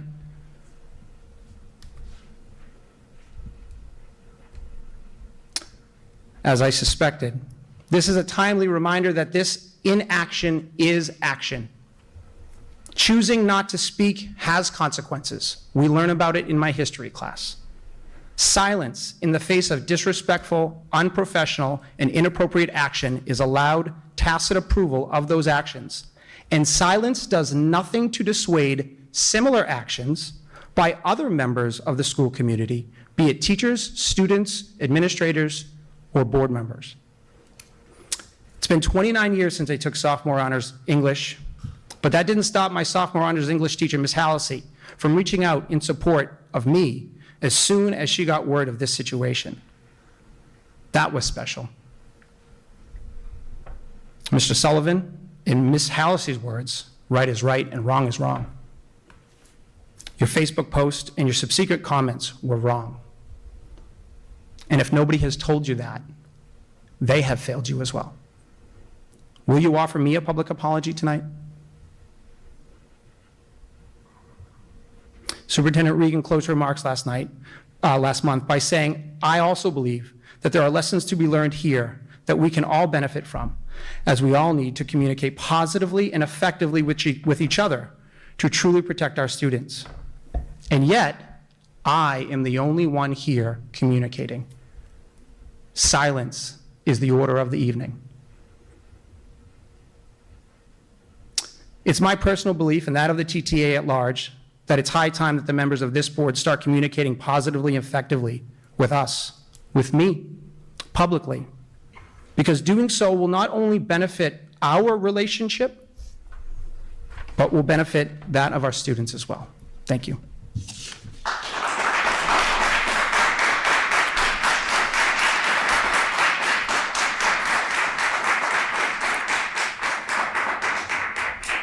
So I think it's important to share a few things.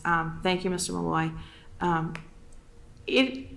These meetings, the open meeting that we hold is our business meeting in public. This is not a meeting with the public, and I understand that you're disappointed to not have a response in this moment. Following the last meeting, we did issue a statement. There has been some outreach to have individual communication and independent sit-downs to really work things through, because that sometimes can be a better forum for some of this stuff. I think it's important for people to understand that this isn't just a matter of policy and procedure, that this is truly a public meeting for business. The reason that we have this very important moment for people to get up and speak is for people to share their concerns, to share their issues, and to share maybe even something good or positive. But that's for us to absorb, take that information, and then follow up with people. This is not an exchange of information, so I'm sorry if you're disappointed that we're not responding to you in these moments. If there is something labor-related, such as a grievance or something like that, that you're implying, that's a private and confidential matter, and that is not anything that the board would publicly comment on. I wouldn't. And I'm not hiding behind confidentiality. I'm doing what is right, and that is what's right, the priority for confidentiality.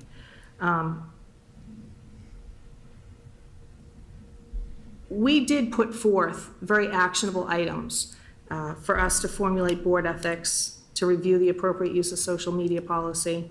Actions should speak loud. They should have some weight. I understand that you're looking for certain verbiage, certain words, but our actions that will maintain the integrity of this committee and hopefully build the trust and maintain the confidence in this committee, well beyond my role here or any of these members that are sitting here. So that was the motion behind those actions, which I was hoping was going to carry some weight. So if there's another speaker or if anybody else has anything else to add.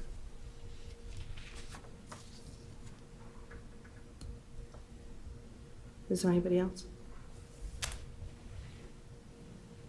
So The people who have their names on the board are not going to speak. Okay. All right. Thank you. Moving on to our approval of minutes with Mrs. Biagioni-Smith. Thank you, Madam Chair. I'd like to move the committee for the approval of our regular meeting minutes of February 8th, 2023 as presented. So moved. Okay, we have a motion by Mrs. Biagioni-Smith. Second, yep. A second by Mr. Russo. And all in favor, please say aye. Aye. And with no opposed, that passes. Madam Chair, I must abstain, I was not present at the February meeting. Oh, okay. So that would be a 4-0 vote with 1 abstention with Mr. Sullivan. And next, the submission and payment of bills. Thank you, Madam Chair. No, thank you. I'd like to move the school department payroll for the period ending on February 16th, 2023 to be approved and certified in the amounts and categories as shown for a total amount of $1,505,183.34. I'll second that. Okay, with a motion by Mrs. Biagioni-Smith, a second by Mr. Russo, to approve and certify the payroll period ending February 16, 2023, $1,505,183.34. All in favor for a roll call vote, Mr. Parsons? Aye. Mr. Sullivan? Aye. Mrs. Biagioni-Smith? Aye. And Mr. Russo? Aye. Chair votes aye as well. Okay. I'd like to motion to move the school department payroll period ending, payroll period ending March 2nd, 2023 to be approved and certified in the amounts and categories as shown for a total amount of $1,462,655.76. I'll second that. And so we have a motion by Mrs. Biagioni-Smith, a second by Mr. Russo, to approve and certify the payroll period ending March 2nd, 2023 in the total amount of $1,462,655.76. Mr. Parsons, how do you vote? Aye. Mr. Sullivan? Aye. Mrs. Biagioni-Smith? Aye. And Mr. Russo? Aye. And the chair votes aye as well for unanimous vote. And now I move to Mrs. Terry O'Regan for her superintendent update.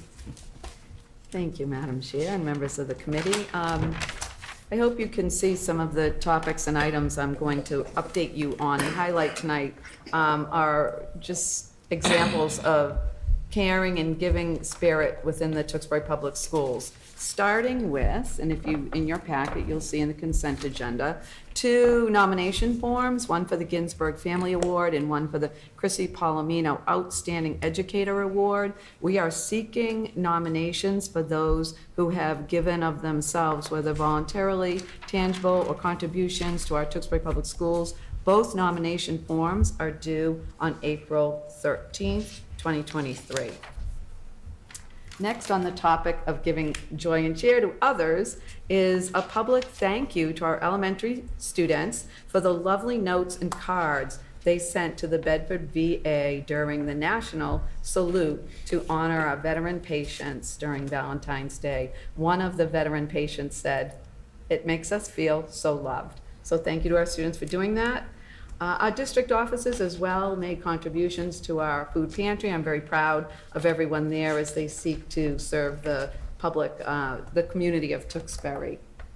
There's pictures in your packet. I won't get too much into that, but I hope they brought you some smiles. Our PAC volunteered their time over the vacation and came in and laid out some surprises for our students to come back, even though the weather was horrible on a couple of those days and cold. They were still in our building doing great work. And you can see on the delay or snow day we had, our courtyard was put to great use as our Center Elementary administrative team produced a snow person wearing a chicken hat with the Center Elementary School that the students were greeted to in the morning the next day.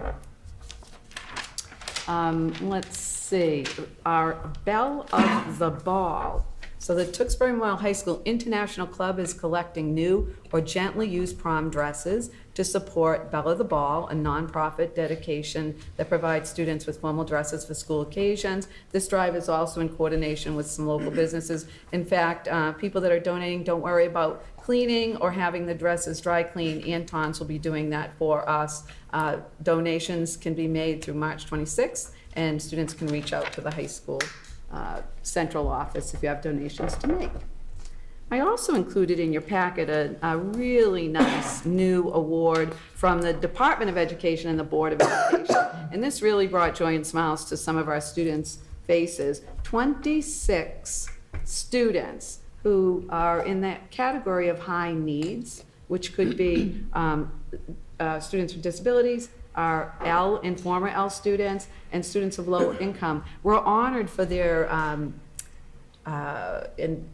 extensive growth on the 2022 either MCAS Alt, the alternative assessment, or our next generation MCAS ELA or math tests. These students, as I said, had exceptional growth or ranked in the area of exceeding and meeting expectations. I've included for you not only a letter we received, but also a letter that the board and the department sent to families. Students also received a certificate award, some tips on how to support your child in learning, but also a $20 little gift card from Target, giving the students an opportunity to buy themselves a little gift. This I can tell you brought great joy to our students. We had no idea what was in the envelope. We felt a gift card. We were not told as superintendents, so Principal Long and I called one of the students down. We opened the envelope together, and the student was just so happy to be receiving this type of academic achievement award. So I wanted you to see that. And right here in our audience, you heard from her tonight, Mr. Karen Baker O'Brien. In the packet, you'll see that Karen not only mentored and supervised 2 new potential school counselors, but Kim Terry also guided and counseled a new middle school aspiring teacher. You know, to start the school year off is hard enough, but to take on the commitment of really guiding and mentoring new aspiring educators is commendable. We thank them very much. With your approval of the consent agenda, Ms. Baker O'Brien and Ms. Terry will be able to use these vouchers for graduate level courses at Merrimack College. Thank you, Karen. In the spirit of giving and a shout out, Ms. Pellegrino would like you to know, save the date in April, Beauty and the Beast will be coming to the high school, where Ranya's not here. I want to say that, but that's not why I'm giving a shout out to Ms. Pellegrino. Over the vacation, Gary Reese, who is the director at the Lowell RARA Center, and this is a center that provides recreational activities for adults with disabilities in the Greater Lowell area. He reached out because they're very excited that Beauty and Beast is coming to the high school, and wondered if there's anything we can do to help make sure that their group has a place at the show. Ms. Celeste Pellegrino reached back out to Mr. Reese and is going to make sure the whole block of members from RARA have a showing, and is donating those tickets. So it just really speaks to the giving spirit of our teachers and their dedication to make sure that the arts are seen by all. And this is going to bring a lot of joy to those adults that come to the program. Not in your agenda, but I'm hoping that you'll entertain it, is the Doing Packs late arrival here of their application to do the helicopter golf ball drop. This is a benefit they've done before. With your approval, they'll get the information out to all of our schools. It's a drop of golf balls. People can buy, golf balls with numbers on them, and when they drop them, the one closest to the hole, parents win a prize, and it's a great fundraiser for the Doing School. So I give you some information on that. And then finally, something that brought true joy and smiles to our faces as we observed classrooms is what is called the Genius Hour at the Wynn. And I know some of you may have seen it as well. This is the second year Team 8B, the teachers of Team 8B, hosted what's called the Genius Hour, where students, out of their own curiosity, work on a project-based learning activity. The project must involve research. It has to be something they genuinely care about, maybe connected to their career interests, and then the project must be shared with others. We got to see some amazing projects. I mean, the students were just so engaged because it was something they cared about, and all the learning standards were connected to it as well. So I just can't tell you, it was the highlight of our classroom observations before the break, and I really want to thank our talented teachers, Mr. DePrima, Mr. Gagnon, Ms. Silverio, Ms. Shao, Mr. Gillespie, Ms. Foran, Ms. Cody. They're all incredible. Thank you. I hope we see more of this. Project-based learning really engages our kids and really makes the learning fun, and it made it a lot of fun for us too. So that concludes my updates for tonight.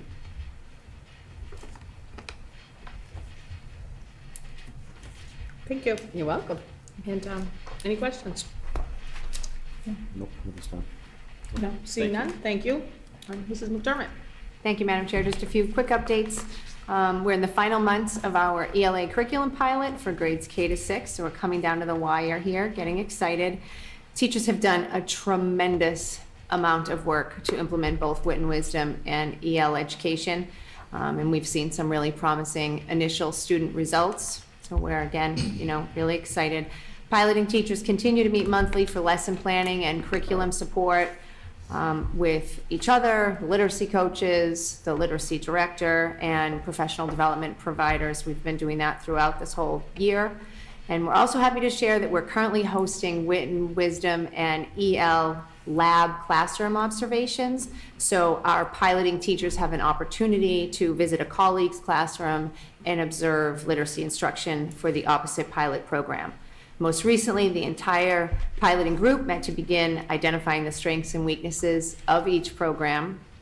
They'll share these findings with each other and district leadership on April 3rd, in addition to taking a pilot recommendation survey. And at that point, district leadership will review survey results, teacher presentations on the program's strengths and weaknesses, and field observations to make a final decision. And we will, of course, bring that to you in the spring. We have some upcoming professional development next week. We're looking forward to welcoming Carol Burke back to Tewksbury. He'll be continuing the Vision of a Learner work with our teachers at the Wynn Middle School and TMHS. Elementary teachers will be learning more about the science of reading, which will help align with the new ELA programs coming. And we'll be learning more, get some PD-related time on our current math unit implementation, both of which they've been asking for, so that's great. March is, as you know, if you look around here, March is National Reading Month, Read Across America, and we've been celebrating across the district. We've seen some incredible door decorations in which the classroom doors are turned into book covers in our elementary schools, and I believe most of that was done from our very generous PAC parents, so we're grateful for that support. And I know the Doing School shared some of the festivities over there, and it was great to see parent volunteers in reading to classrooms. And there was a whole school assembly where some students shared some poems and read a Dr. Seuss book aloud. So there's been a lot of fun around reading. We always try to utilize this month to really promote the joy of a good book. I'm also really excited to tell you that tomorrow is our first standards-based report card meeting. We'll be coming together to begin the process of designing the new report card to be implemented in the 23-24 school year. As we move through that process, I will bring a presentation to you in the spring to give you some of the details, and we'll also set up something for just the general public, for families to come in and ask their questions, and we'll tell them a little more about it. Once again, we're supporting the Day on the Hill event and are working with the high school to see if they will be sending any students again this year, and we'll have more to come on that for you next month. And lastly, this is just a reminder to the community to keep checking that MCAS calendar as it is quickly approaching. Thank you.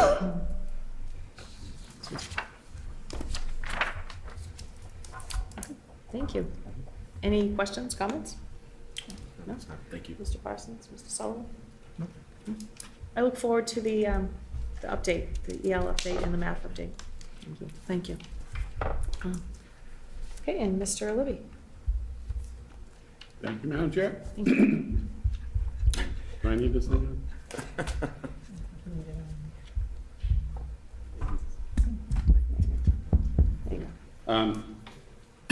So for my report, I like to draw your attention to in old business. Oh, thank you. In the old business section, included an update on our expenditures thus far for fiscal '23, just at the cost center level.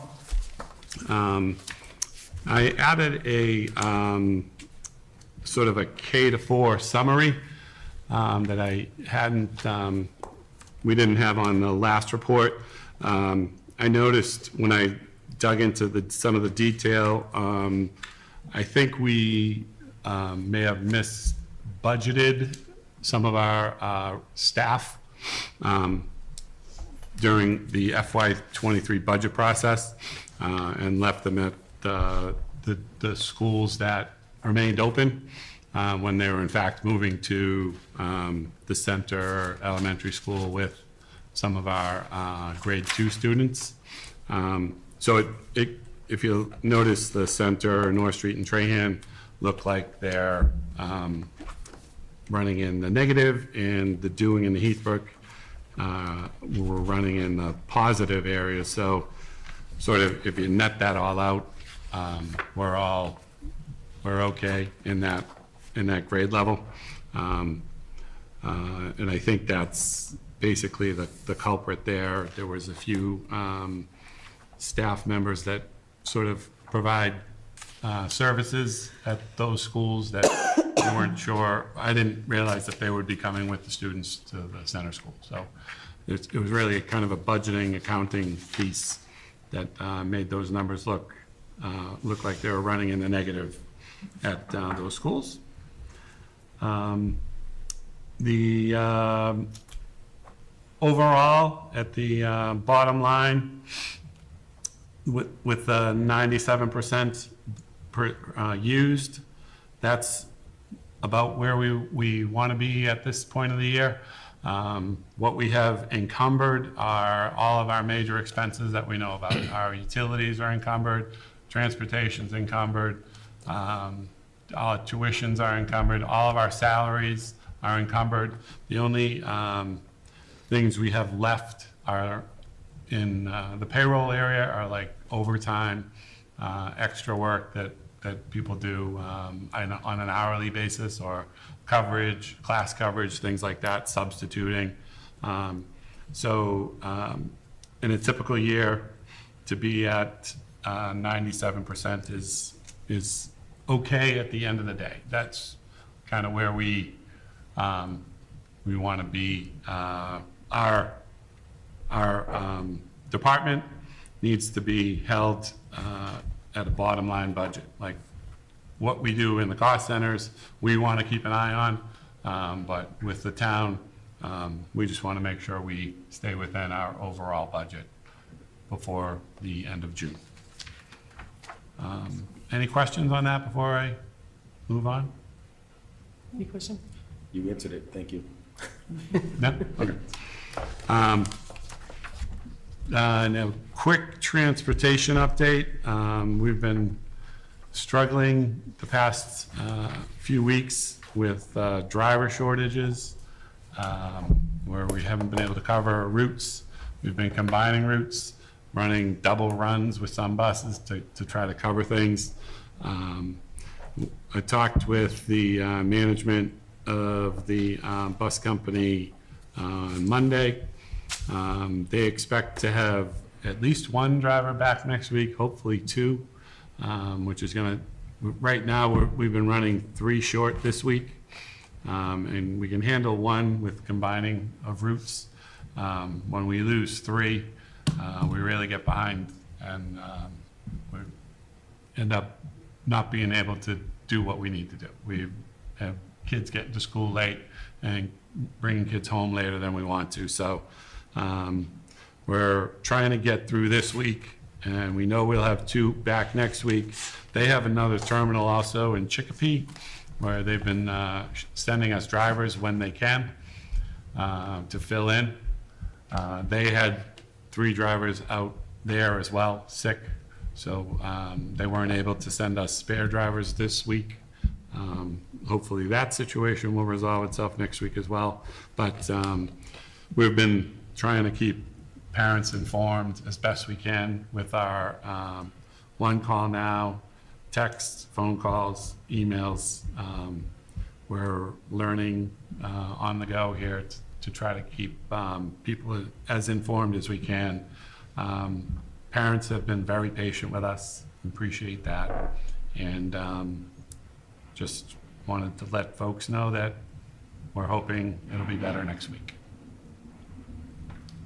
Thank you. Any questions, comments? Mr. Biagini Smith? No problem.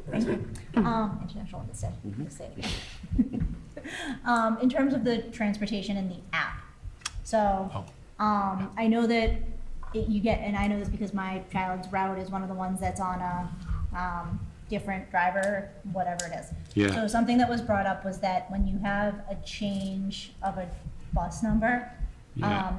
even if you add that bus number to the app, it takes like a day to be able to get that route on there. So it's come up that it's possible there's something that maybe needs to be worked out with the app or the company that has the app, because you can't just add it and automatically see it right away. So we get the text in the morning, parents get the text in the morning that says, your student's bus is not coming, they'll be Yeah. on bus 13. Times are about the same, but you can't track that bus. It takes about a cycle. So They- just something to think of. Yeah, I know the- that people are asking. The management has been trying to reprogram those buses. Yeah. Not working? Not yet.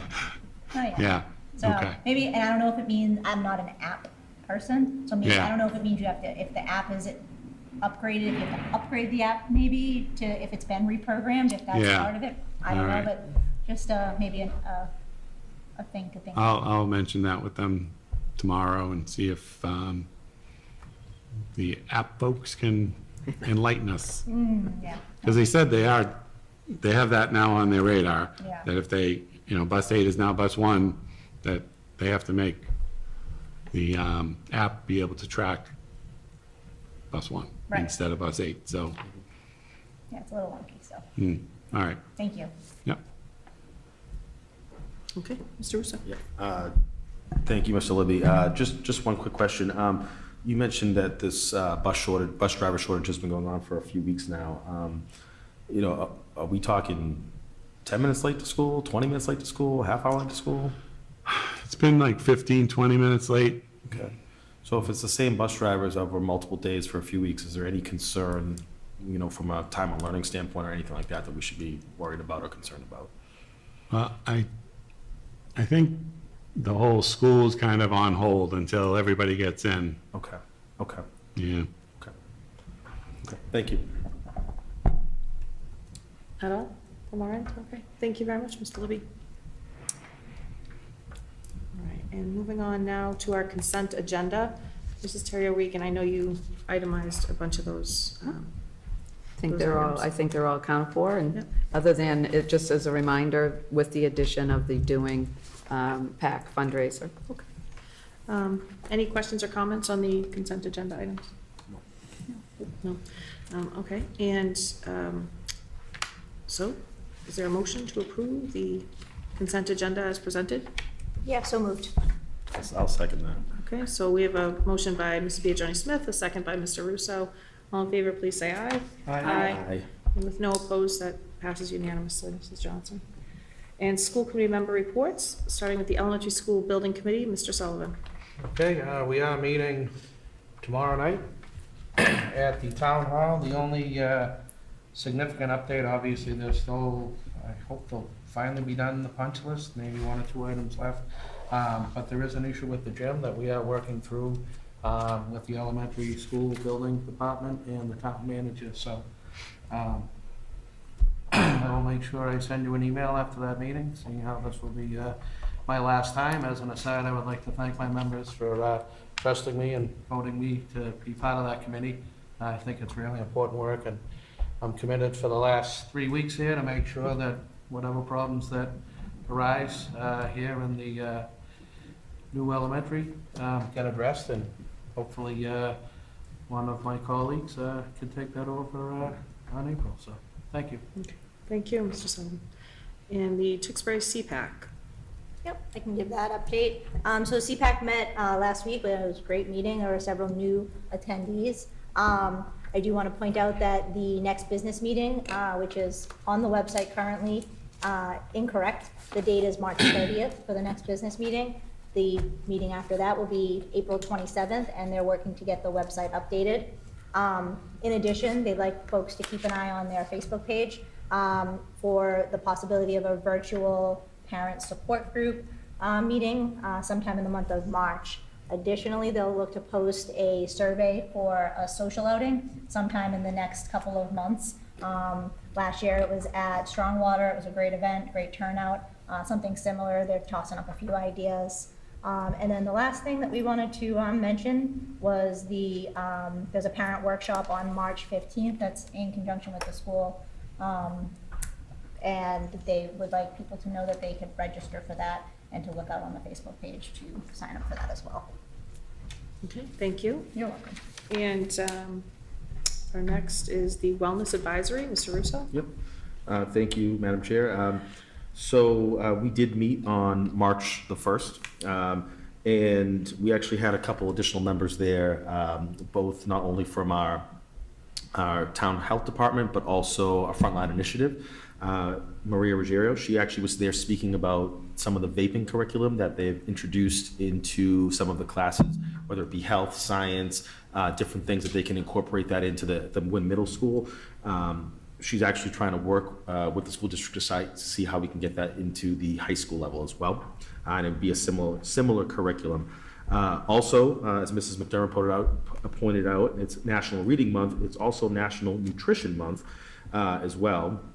And each school in the district has been tasked in their cafeterias with trying to promote something that is a creative way to promote that at the different age levels in each of the different schools in town. And then we're also in the process of working to make some recommendations along with Superintendent Regan to expand that committee as our policy allows for, and getting different stakeholders involved in the health and wellness aspect. And the other thing, and lastly, we are looking to move at the new school year, starting in September, to an every other month schedule versus one time a quarter. So that'll add an extra meeting to us, and especially as we start to expand and enhance our policy, we want to stay on top of some things. So that's all. Thank you. And the Policy Subcommittee, Mr. Sullivan. We have no update. Okay. And that brings us to policy changes, proposals, adoptions, none tonight. In terms of old business, Mrs. Terry O'Regan? Yeah. Thank you, Madam Chair. What you have in front of you will require a roll call vote. This is an update, and if you will, a market analysis really of what our substitute teaching and substitute ESP, educational support personnel, pay rates should be. So you can see what we're recommending is that the daily rate to substitute for one of our aides be increased to $110, that our daily rate to substitute for a teacher is $150. You can see there's some long-term, if someone's brought in for 10 days or more, there's additional pay to prepare. And then we also, if you remember, there's a differential that we pay for our retired Tewksbury public school teachers. It's a slight little bump. It allows them a, hot lunch in the caf and a little extra respect, I think, for coming back and picking up maybe where they left off. So as I said, this will require a roll call vote, so we can put this new pay rate, if you choose, into effect immediately. Okay, any questions or comments? Quick questions. Mr. Russo? Thank you, Superintendent Regan, for bringing this. Two quick questions. One is, this would be effective immediately. This is retro to the beginning of the school year or starting? Starting, if you vote on this tonight, it'll be starting Start tomorrow. now, okay. And then secondly, are there any concerns? I know there was during sort of the height of the pandemic and whatnot, there was struggles with getting substitute teachers into classrooms. You had teachers in our buildings that were out for extended absences due to quarantine restrictions, et cetera. Are we still facing any of those challenges currently? And if so, are these competitive rates that could help sort of alleviate some of that stress? And that's exactly why we're doing this. I would say we're not experiencing the same level of difficulty, but there's always the difficulty involved in getting day-to-day subs. And again, it depends on, there's certain times of the year where we see more illness or where we see more use of, other days that the staff may be out. But what this will do is help make us more competitive. When we did the market analysis, we saw, districts still with the rate we're at, but then we saw some urban districts at $200 a day plus. So people are shopping for that highest rate. we feel this will put us right in line with our neighbors and allow more people to choose Tewksbury to substitute in. So thank you for asking. Okay, thank you. Okay, anything else? Okay, do we have a motion? So I'll make that motion then to approve the rates as presented this evening to be effective immediately. I'll second. Okay, we have a motion, Mr. Russo, a second by Mrs. Biagioni Smith. And for a roll call vote, Mr. Parsons, how do you vote? Aye. Mr. Russo? Yeah. Sorry, I'll go to, Aye. Mrs. Biagioni Smith? Aye. Mr. Sullivan? Aye. And I vote aye as well, so that's a unanimous vote of 5 Thank you to very 0. much. So thank you, I think that's great, that we're gonna try to be a little more competitive and supporting people. All right, and school committee matters of interest. Oh, wait, did I miss something? Oh, sorry, here we go. Mr. Libby? I think you did reviewed that. that already. Did I that. think that he Yeah, reviewed that in covered his it. update. Yeah, yeah, you've covered that already in your update. So now, school committee matters of interest. Is there anybody who'd like to? The timeline. Oh, my goodness, I'm so sorry. It's only one thing in there. New business, okay. So we do have the superintendent evaluation timeline, and this is for year end. So if everybody could just take a look at that, and see if this timeline looks reasonable, works, where on or about May 26th, we would, Mrs. Johnson would distribute the superintendent evaluation documents to the committee members. On or about June 2nd, the superintendent would distribute and review progress of goals and self-assessment to us. On or about June 5th to the 23rd, that would allow for individual school committee members to consult with the superintendent to review goals, self-assessment data during that time period of June 5th through June 23rd. And then on or about the 28th, the school committee members would submit their individual evaluation of the superintendent to myself and for the composite to be written and synthesize that information. And then on July 19th, at that school committee meeting, I would then deliver the oral and written summary of the superintendent evaluation report in public session. Any questions or comments on the dates, timeline? No. Okay. I think some of my thinking when we're looking at the dates was to kind of spread it out a little bit. It's a really busy time of year, so I think that would allow for the superintendent to have enough time and for the board to have enough time to connect with the superintendent as well. So if everybody's okay with that, I guess for formality, it's informational only, no vote is required, but I'd like to acknowledge that there's no concerns or issues. Okay, and now I will move on to school committee matters of interest. Would anybody like to go first? Mr. Russo, do you have any matters of interest? I do, sure. I guess I just want to, two things. One, I just want to wish our DECA state finalists best of luck over the next couple days, being led by Mr. Jim Sullivan. As I believe we have about 24 students that will be participating for a chance to go to the national finals later in April. So I just want to extend those students the best of luck and well wishes. And lastly, as I think Madam Chair, you pointed out, or a couple people have pointed out tonight, it is Mr. Sullivan's last meeting with us publicly. And so I just really wanted to extend sort of a heartfelt thank you for the amazing work that you have done over this past 6 years on this committee. I think your dedication and commitment to ensuring that our schools were in a better spot than when you joined 6 years ago, I think is evident in this district, especially given a lot of the difficult times really brought on by education.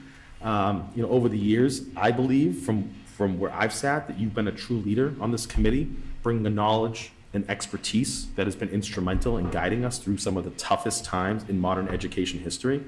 So I just want to congratulate you on your time here, but really honor you in a sense because I think your contributions, in my opinion, will leave a lasting legacy on this committee.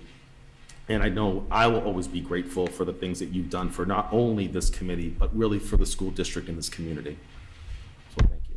Thank you, Rich. Ms. Bijan Smith? Yeah, just a couple. I did want to point out that although Ms. Regan and Ms. McDermott already did, the great work that's been done by our PACs over this past month. Sorry, I'm competing with the janitor buffing the floors, I think, over there. So much work went into preparing the schools, and it's one of my favorite times of the year between the bingo and this new event that they had here at the center school was candy bar bingo. So much fun. I came with my kids. Packed house. It was incredible, and I just want to commend our PACs for all the work that they've done over the last couple of weeks to get the schools ready for this super busy time.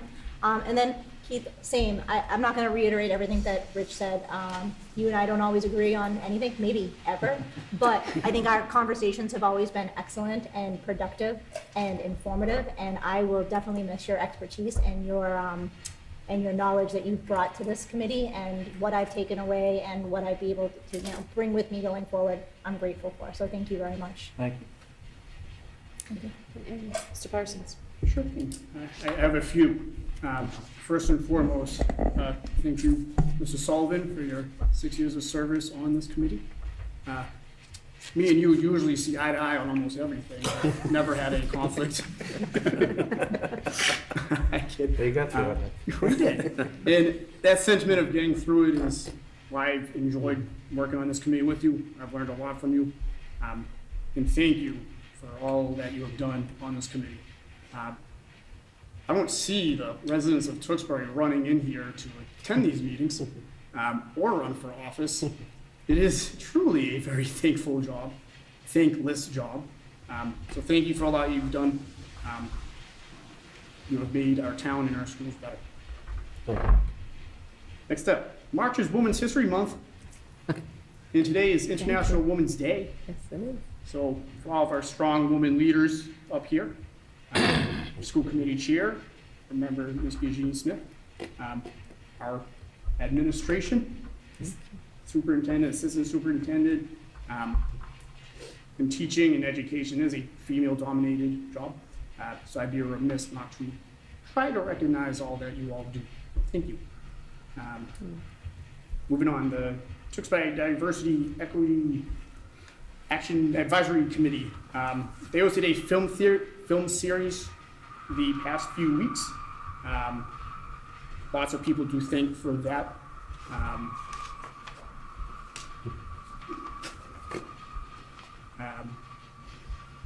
Really have to thank our public library for hosting a lot of these events. I have to thank our school staff, Ms. Karen Baker O'Brien, Superintendent Regan, and plenty of other volunteers in making that happen. It was a really cool event to celebrate Black History Month. The advisory committee is holding a focus group. There are two parts to this process. There is a survey information, a general listening session. The two sessions, one will be virtual, one will be in person. The intent of these listening sessions is to figure out how to build a sense of community in our LGBTQ plus members in Tewksbury, just for informational purposes and to get a better understanding of what we can do as a town to support this community. And then I do have just one general statement, and I'm sorry for waxing poetic at 8:22 as we're trying to close out this meeting. But I just need to put it out there. Personally, my priority as a committee member is always to fulfill the responsibilities of the role and do whatever I can to elevate the effectiveness of the systems and operations of the committee so that future members can benefit from it. Personally, I value owning my own actions, good or bad, professional or petulant, and righting any wrongs I commit along the way or if I've wronged anyone. It is very difficult to fulfill my committee responsibilities and hold true to my personal beliefs and opinions and keep them separated. The line is not black and white, it's gray, it gets blurred. But I would just like to remind Tewksbury, our community, to think about their roles in their own personal lives and opinions, and try to keep them in focus, or at least keep the effort there. I'm not perfect at this by any means, but I try, and I hope other people have that same mindset. I say this to preface that in the last month, we've heard from a long-tenured teacher and coach about how he's facing unprovoked backlash from our Tewksbury community for raising concerns about something that could be considered a long-standing tradition or something that bears resemblance to hazing potential. We just heard about members of our student body and student athletes potentially compiling research about opponents' personal lives and the personal lives of their families and making them public. There's two commonalities I see between these two different events. One is that it's involving athletics, and the other is that members of our community are making other people's private business public.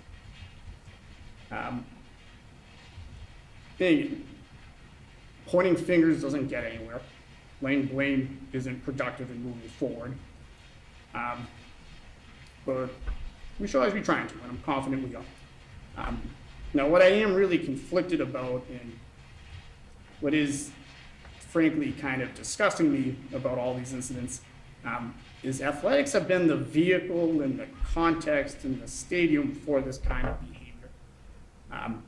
I'm proud of this town, and I love hearing about the hundreds of achievements of our students and our staff and our faculty. And I'll be honest, like a lot of people in town, I am biased towards sports. I was a 12-season athlete here. I'm still coaching sports. I love sports, and I think that's one of the best assets that we have. I am concerned that at times they get abused. And I just want to put it out there publicly. Athletics are a gift that this community funds. Where I coach, the user fee per season is $350 a season per child. There is no user fee in Tewksbury. We decided to pay and make the opportunity to participate in sports affordable to every single student that comes through this school. That's so great. Like, I can't even explain how awesome that is. Put some numbers on it. The total operating budget for athletics, just for operations, hovers around $180,000. I'm just gonna put an example out there. Ice time for a hockey season is $35,000 of that. 17% of that operational budget for athletics goes to one sport. I could go on and on about the expenses of every other sport, but that's tangible money. Those are dollars. That's a gift. And we choose as a town to provide that gift. I just want to remind the Tewksbury community to not abuse that gift. It takes the actions of a couple people to spoil the value. And I'm not going to blame those people. We're all human, we all make mistakes. But can we just let sports be a positive thing and not a vehicle for something that distracts from our time, energy, and budget? That's all I have. Thank you. Thank you, Mr. Parsons. I may give you, if you're okay with having the last word, I'd like to go next. Is that okay? I was just checking. So I'd like to start first by saying I feel really strongly that when people think differently on a committee, it makes the committee stronger. I think when you have a committee of all like-minded people, sometimes it's easy to lose a little bit of perspective, and it sometimes drives you in one direction and doesn't allow you to right the ship. So I couldn't express that more in terms of my professional interaction with you, Mr. Sullivan. I think that we often see things differently, but I think it has made some decision-making much better on this committee, to have different perspectives. So I want to thank you sometimes for your insight. I want to thank you for your service over 6 years. I think you've worked very hard. I can think of some very big things that you've done in our community that have had some impact, whether it was just helping the district through remote learning, the closing of schools, the reopening of schools, and then trying to transition back to pre-pandemic function. You've participated in several negotiating teams. You've been on the policy subcommittee, the wellness committee. You've been impactful on the elementary school building committee. You're a very active member in the community. You helped to revive the CPAC from the school committee perspective early on in your tenure. You've been a big supporter of programs like Best Buddies and bringing something very similar to the WIN School. There's several things I have that I could say. So I would like to thank you for your time on the committee.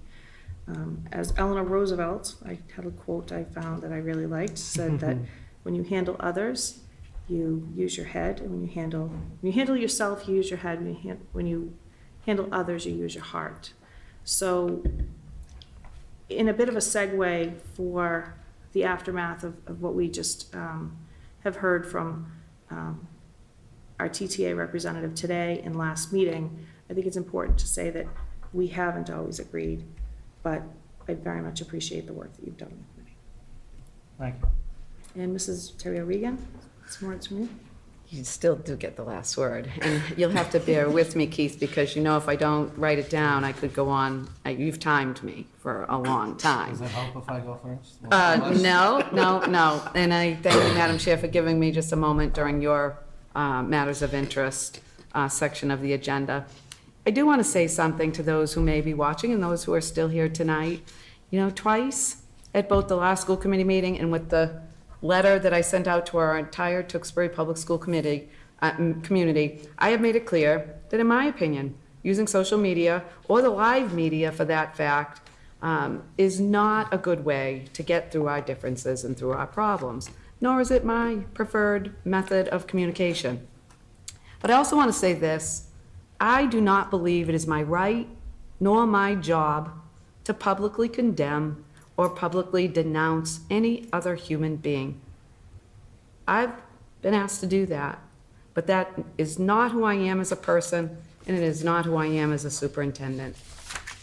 I do not believe I have that right, and I do believe everyone deserves my professionalism and respect, even if we're not always in agreement.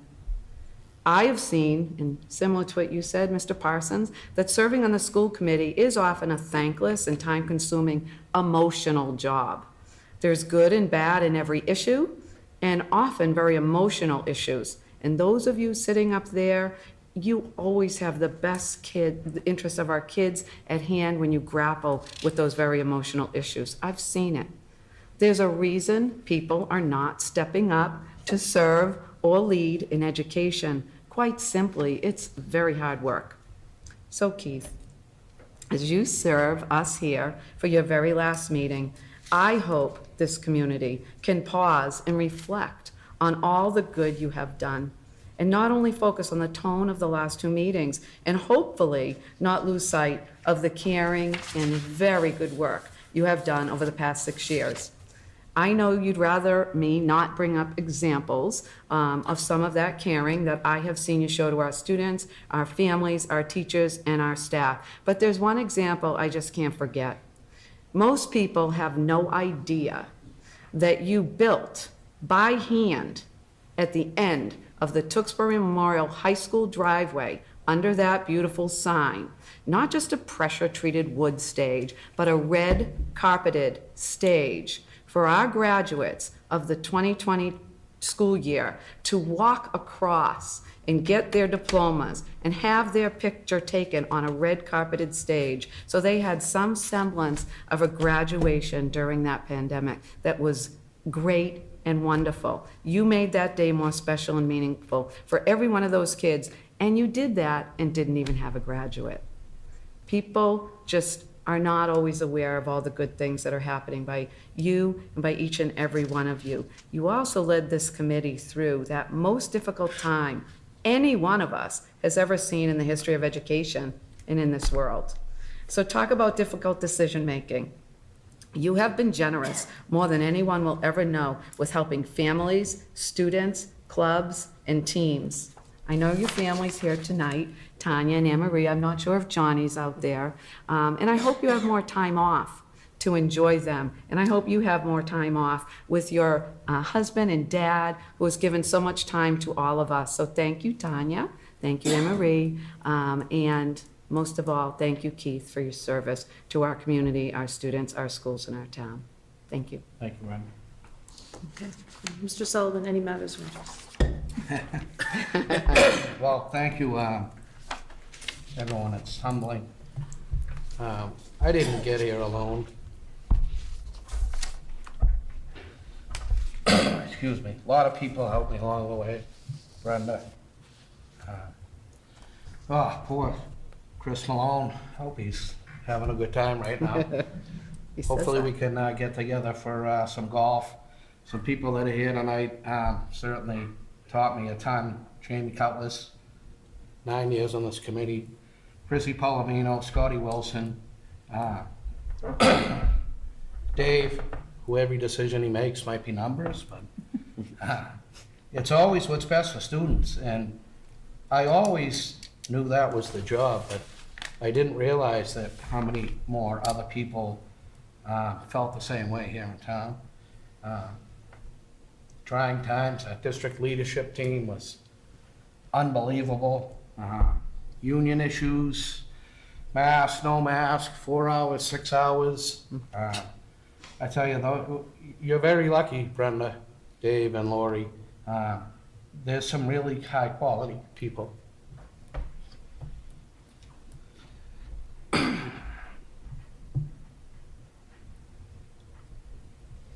Some selectmen, I gotta mention Jay Kelly, Mark Kratman, excuse me, our town manager, huge advocate for education. Gotta thank my current colleagues. Most people don't realize our biggest job is to pick a superintendent, and you guys nailed it a year ago. Thank you for your diligence.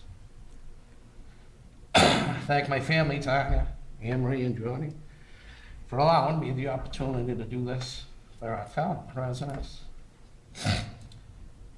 Excuse me.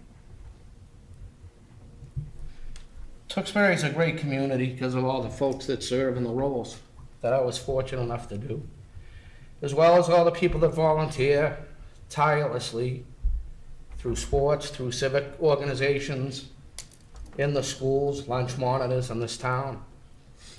I'm truly humbled and honored to have had 6 years in this role. I leave here tonight a better man, hopefully a better husband. And I'll always hold my head up high when it comes to the work that I've been able to collaborate on with so many great people here. So, thank you to the residents of town for trusting me and giving me 6 years. Thank you. Thank you. Thank you, Mr. Sullivan. So our future school committee dates, oh, I just lost the page, sorry. This gives everybody a minute to breathe. Oh, here we are, sorry. April 12th, 2023, we have a reorganization meeting and a regular meeting. May 10th, we have a regular school committee meeting that was not listed on the original agenda, but it is on our calendar. May 17th, 2023, we have a school committee training workshop. On May 31st, 2023, we have a regular meeting. In terms of subcommittee and advisory committee dates, we have the elementary school building committee meeting tomorrow, as was mentioned, and the CPAC business meeting, you say, Mrs. Johnny-Smith, was 3:30? Correct. 2023. Wellness advisory meeting will be on May 3rd, 2023, and policy subcommittee meeting is, right now, has not been planned for next one, but stay tuned. And with that, I'll make a motion to adjourn. okay. I'll Is there second. Okay, all in favor, please say aye. Aye. And with that, we have adjournment at 8:39 PM. Thank you.